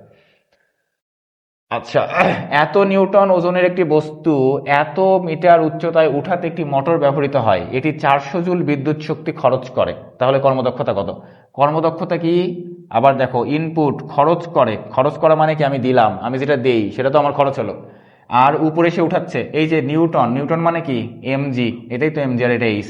তাহলে দেখো 35 ইন্টু এইচ, কারণ সবসময় আউটপুটটা কোত্থেকে পাওয়া যায়, এমজিএইচ থেকে, আর এখানে এমজি নিউটন দেওয়া মানে কি এমজি দেওয়া আছে। তাহলে 35 ইন্টু 5 ডিভাইডেড বাই 400 ইন্টু 100%, তাহলে 43, এখানে কিন্তু পার্সেন্ট 100% হবে, এখানে 100% হবে 100, তাহলে 43.75% যেটা অ্যান্সার। আচ্ছা চলো পরবর্তী প্রশ্ন 99 কি বলছে, একটি ক্রেন দ্বারা এত কেজি ভরের একটি বস্তুকে 2 মিনিটে এত মিটার উচ্চতায় উঠানো হলে কৃতকাজ ঋণাত্মক কেন হবে, কৃতকাজ ধনাত্মক হবে, কারণ আমি একটা বস্তুকে উপরের দিকে উঠাচ্ছি, তাহলে আমি যেহেতু উঠাচ্ছি তাহলে আমি যেদিকে বল প্রয়োগ করলাম বস্তু তো ওদিকেই উঠলো। হ্যাঁ, কৃতকাজটা ঋণাত্মক হতো কখন, যদি এখানে কথাটা উল্লেখ করে বলতো যে অভিকর্ষ বল দ্বারা কৃতকাজ ঋণাত্মক। কারণ কি, যখন একটা বস্তুকে আমি উপরের দিকে উঠাই, খেয়াল করো, যখন একটা বস্তুকে আমি উপরের দিকে উঠাই তখন আমি বল প্রয়োগ করি উপরে, কিন্তু অভিকর্ষীয় ত্বরণ বা অভিকর্ষ বল প্রয়োগ করে নিচে, তাহলে বস্তু যাচ্ছে কোন দিকে, উপরের দিকে, কিন্তু অভিকর্ষ বল টানতেছে কোন দিকে, নিচের দিকে। তো এই কারণে অভিকর্ষ বল দ্বারা কাজটা হবে ঋণাত্মক, কিন্তু আমি যে বল প্রয়োগ করছি বাহ্যিক বল, আমার বল দ্বারা কাজটা হবে ধনাত্মক। ঠিক আছে, তাহলে কৃতকাজ ঋণাত্মক এটা আমরা নিব না। এটা আমরা কেন নিব না, আচ্ছা যদি এরকম হয় যে তিনটার ভিতরে আগে দেখি কি কি হয় তারপরে, কারণ এখানে উল্লেখ করে বললে বেশি ভালো হতো যে অভিকর্ষ বল দ্বারা কাজ ঋণাত্মক। আচ্ছা বিভব শক্তি 980 জুল, দেখি 980 জুল হয় কিনা, 10 ইন্টু 9.8 ইন্টু 10, আচ্ছা এটা সঠিক, হ্যাঁ 2 হবে, বিভব শক্তি 980 জুল। কার্যকর ক্ষমতা 490 ওয়াট হয়, আচ্ছা 980 জুল বিভব শক্তি, তার মানে এটা কি সূত্র থেকে আসলো না এমজিএইচ, তাহলে এটা কি আউটপুট। আচ্ছা ইনপুট, কার্যকর ক্ষমতা, আচ্ছা কার্যকর ক্ষমতা, দেখো এটা কি আউটপুট না, আউটপুট মানে তো কার্যকর, তাহলে এটা কি কার্যকর শক্তি, তাহলে কার্যকর শক্তিকে যদি আমরা টাইম দিয়ে ভাগ করে দিই তাহলে কার্যকর ক্ষমতা পাওয়া যাবে, তাহলে ভাগ 120, মিলবে না তো, অনেক ছোট আসবে, তাহলে মেলেনি। আচ্ছা দেখো যেহেতু এখন এখানে দেখো চালাকিটা দেখো, যেহেতু আমার এখানে অপশন মিলতেছে না, শুধুমাত্র 2 অপশনে নাই, তো এই জন্য আমি 1 নাম্বারটাকে এখানে সঠিক হিসেবে ধরে নিব। কারণ কি, 1 নাম্বারটা সঠিক হবে কখন, অভিকর্ষ বল দ্বারা কৃতকাজ বোঝালে, তাহলে আমি এটা ধরে নিব যে এটা অভিকর্ষ বল দ্বারা কৃতকাজই তারা বুঝাইছে, তাহলে এবার অ্যান্সারটা দাঁড়াবে 1 আর 2। বুঝতে পারছো? এই টাইপের প্রশ্নগুলো যেখানে যেখানে তথ্য পরিপূর্ণ থাকে না, ওটা আমাদের অপশন অনুযায়ী চুজ করতে হবে। যদি এখানে 3 নাম্বারটা হয়ে যাইতো, তখন আমি অ্যান্সার 2 ও 3 দিতাম, তখন আমি আর 1 নাম্বারটাকে নিতাম না। কিন্তু যেহেতু আমার এখানে হচ্ছে না, তো এখানে আমি 1 আর 2 নিলাম। কিন্তু এই কথাটা কিন্তু অ্যাকচুয়ালি পরিপূর্ণ না, কারণ কৃতকাজ ঋণাত্মক হয় সেটা কার দ্বারা? অভিকর্ষ বল দ্বারা কৃতকাজ ঋণাত্মক। আচ্ছা, পরবর্তী প্রশ্ন। কর্মদক্ষতা। কর্মদক্ষতা অপচয়কৃত শক্তি বাই, না অপচয় না, আউটপুট। এই যে লভ্য, হ্যাঁ এটা এটা ঠিক আছে, লভ্য কার্যকর শক্তি মোট শক্তি। কর্মদক্ষতা প্রদত্ত শক্তি অপচয়, হ্যাঁ এটা ঠিক আছে, যে প্রদত্ত থেকে আমি যা দিলাম সেখান থেকে অপচয় বাদ দিলে এটা ঠিক আছে। তাহলে 2 ও 3, 2 ও 3 অ্যান্সার। আচ্ছা, পরের প্রশ্ন 103। এই প্রশ্নে কি বলছে? এত ওয়াটের একটি মোটর ব্যবহার করে এত সেকেন্ডে একটি বস্তুকে এত মিটার উপরে উঠাতে এত জুল শক্তির অপচয় হলো, এত জুল শক্তির অপচয় হলো। আচ্ছা, বস্তুটির ভর কত? ওকে, বস্তুটির ভর দেওয়া নাই। আচ্ছা দেখো, তাহলে এত ওয়াটের একটি মোটর এত উপরে উঠাতে এত জুল শক্তির অপচয় হলো। তাহলে দেখো, আমরা এখানে আগে বের করি যে আমাদের, এটা একটা ভালো প্রশ্ন। দেখো, ইনপুট প্রদত্ত শক্তিটা কত? তাহলে প্রদত্ত শক্তি আমরা কেমনে পাবো? পিটি, এই যে যেটা দেওয়া থাকে সেটা প্রদত্ত। তাহলে 4.9 ইন্টু 20, তাহলে এইটা হলো আমাদের 4.9 ইন্টু 20, 98। 4.9 এটা কিলোওয়াট হবে। এটাও ভুল আছে রে, না এত খুব ঝামেলা তো। ইন্টু 20, হ্যাঁ এটা 50,000। এটা কিলোওয়াট হবে, এটা কিলোওয়াট হবে। তাহলে এটা বাদ দিলে 800 ভাগ 9.8 ভাগ 40, তাহলে 122। হ্যাঁ ঠিক আছে। দেখো এই প্রশ্নটা একটু দেখো, এই প্রশ্নটা ভুল আছে, এই প্রশ্নটা হবে কিলোওয়াট, এটা ওয়াট হবে না, এটা কিলোওয়াট হবে। কারণ দেখো, শক্তি কত অপচয় হচ্ছে? 50,000। যদি আমরা এখানে এই যে ওয়াট ধরে হিসাব করি, তাহলে তুমি একটা জিনিস একটু খেয়াল করো, তাহলে বুঝবা যে প্রশ্ন ভুল আছে। 4.9 ইন্টু 20 যদি আমি করি, তাহলে কত হয়? 98, 98 জুল। তো তুমি 98 জুল শক্তি দিলা, অপচয় হলো 50,000, তাই কোনোদিন হয় নাকি? কারণ আমরা যে শক্তিটা দিব সেটাই তো বেশি হতে হবে। তার মানে এটা যদি কিলোওয়াট ধরি আমরা, তাহলে অঙ্কটা ঠিক হবে। তাহলে এইটা 1000 ইন্টু 20, তাহলে এবার কত হবে? 98। এবার দেখো 98,000, আমি শক্তি দিছি কত? 98,000, সেখান থেকে 50,000 অপচয় হয়েছে। তাহলে 50,000 যদি অপচয় হয়, তাহলে আমার কার্যকর কত? কাজে লাগছে কত? কাজে লাগছে কত? তাহলে 98,000 মাইনাস 50,000, তাহলে আমার কাজে লাগলো কত? 48,000। তাহলে 48,000 জুল এটা আমার কাজে লাগছে। তাহলে এবার আমরা সূত্র কি জানি? এমজিএইচ। তাহলে এমজিএইচ সমান 48,000। অতএব এখানে ভর বের করতে বলছে এম। তাহলে দেখো 48,000 ডিভাইডেড বাই 9.8, তারপর ওই পাশে গিয়ে উচ্চতাটা ভাগ হলো, তাহলে 9.8 ভাগ 40, তাহলে আসে 122। এই যে দেখো, এটা মিলে গেছে, 122.45 এত কেজি। ঠিক আছে, তাহলে এই প্রশ্নটা কিন্তু কিলোওয়াট হবে। আচ্ছা, এরপরে কি বলছে? প্রদত্ত শক্তি। প্রদত্ত শক্তি কত হয়? যে 98,000। ঠিক আছে, মিলে গেছে, 1 নম্বর সঠিক। কর্মদক্ষতা। কর্মদক্ষতা কত হিসাব করি দেখি চলো। তাহলে কর্মদক্ষতা আমি বের করবো কেমন? এই যে আমার আউটপুট এত, এটা আউটপুট আর এটা কি ইনপুট, তাহলে আসলে পার্সেন্টেজ করি। 48,000, আচ্ছা হাজারের শূন্য দেওয়ার দরকার নেই, কাটাইতে যাবে। 98 ইন্টু 100%, তাহলে 48.9। হ্যাঁ ঠিক আছে, এটাও সঠিক। আচ্ছা, কাজ করার হার। কাজ করার হার হলো 2400 ওয়াট। কাজ করার হার, হার মানে সময়। দেখো এখানে একটু কথাটা একটু চেঞ্জ করে দিছে, কিন্তু চিন্তার কিছু নাই। কাজ করার হার মানে কি? জুল পার সেকেন্ড না, যে প্রতি সেকেন্ডে কি পরিমাণে কাজ করে। জুল পার সেকেন্ড মানে কি? প্রতি সেকেন্ডে কাজ মানে কি? ক্ষমতা। তাহলে কাজ করার হার মানে তারা কি বোঝাচ্ছে? ক্ষমতা। এবং এটা কোন ক্ষমতা? এটা অবশ্যই, যেহেতু এখানে ইনপুটটা দেওয়া আছে, তার মানে অবশ্যই এটা কি হবে? আউটপুটটা হবে। তাহলে আসলে দেখি আমরা আউটপুটটা হিসাব করে দেখি, যে আউটপুটটা কত? 48,000 ডিভাইডেড বাই 20, তাহলে 2400। এই 20 মানে যে 20 সেকেন্ড কাজ করছে, তাহলে কাজ করার হার 2400 ওয়াট। ঠিক আছে, তাহলে এখানে অ্যান্সার হবে 1, 2, 3, তিনটে।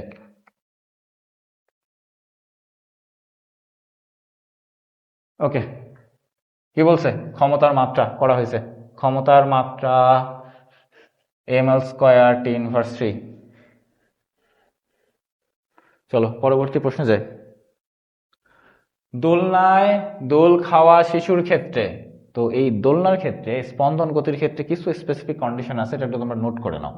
দেখো এই স্পেসিফিক কন্ডিশনটা হলো যে দোলনা, দেখো তুমি নিজে এটা চিন্তা করো একটু, যে যখন দোলনা দোল দেয় ঠিক না, তো দোলনা এইখানে থাকে, দোল দিয়ে তুমি যখন এটাকে পিছনে টান দাও, ধরো এই জায়গা থেকে টান দাও, দিয়ে তুমি ছেড়ে দিছো, তাহলে এখান থেকে তুমি যখন ছাড়ো তখন এইখানে আসে, এই পর্যন্ত যায়, আবার পিছনে ব্যাক করে।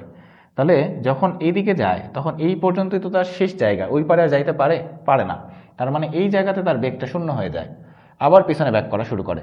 তাহলে এইটা হলো তার সাম্যাবস্থান, এই জায়গাতে বেগটা হয় সর্বোচ্চ, আর এখানে আবার বেগটা জিরো, কারণ এখানে এসেও স্থির হয়ে যায়, আবার পেছনে ব্যাক করা শুরু করে। তাহলে এটা একটু কন্ডিশনগুলো তোমরা একটু নোট করে রাখবা, যে এইটা সাম্যাবস্থান, সাম্যাবস্থানে বেগটা সর্বোচ্চ হবে এবং দুই প্রান্তে বেগটা শূন্য হবে, এবং যেখানে বেগটা শূন্য হবে সেখানে ত্বরণ সর্বোচ্চ হবে, আর যেখানে বেগ সর্বোচ্চ হবে সেখানে ত্বরণ শূন্য হবে। এই কন্ডিশনগুলো একটু লিখে রাখবা খাতায় নোট করে। তো দেখো এখানে কি বলছে, সাম্যাবস্থায় বেগ সবচেয়ে কম, সাম্যাবস্থায় বেগ সবচেয়ে কম না, এটাই সাম্যাবস্থা, সাম্যাবস্থায় বেগ সবচেয়ে বেশি, তাহলে এটা বাদ। সাম্যাবস্থা হতে যে কোনো দিকেই বিভব শক্তি বৃদ্ধি পায়। হ্যাঁ, এই যে দেখো এখানে গতিশক্তি, তাহলে গতি আস্তে আস্তে কমলো, এখানে যায় গতি শূন্য হয়ে গেছে, তাহলে গতি শূন্য হওয়া মানে কি শক্তি শূন্য হওয়া না, গতি শূন্য হওয়া মানে কি গতিশক্তি শূন্য হওয়া। তার মানে গতিশক্তি যদি শূন্য হয়, তার ভিতরে শক্তিটা কি হিসেবে সঞ্চিত হবে, বিভব শক্তি হিসেবে। তার মানে আস্তে আস্তে যখন এদিকে যায় তখন তার বিভব শক্তি বাড়ে, তাহলে এটা সঠিক। সর্বোচ্চ উচ্চতায় গতিশক্তি সবচেয়ে কম, হ্যাঁ দেখো এই যেটা সর্বোচ্চ উচ্চতা, তাহলে এখানে গতিশক্তি সবচেয়ে কম, গতি সবচেয়ে কম, তার মানে কি গতিশক্তি সবচেয়ে কম, সঠিক। তাহলে অ্যান্সার কি হবে, অ্যান্সার হবে আমাদের 2 ও 3।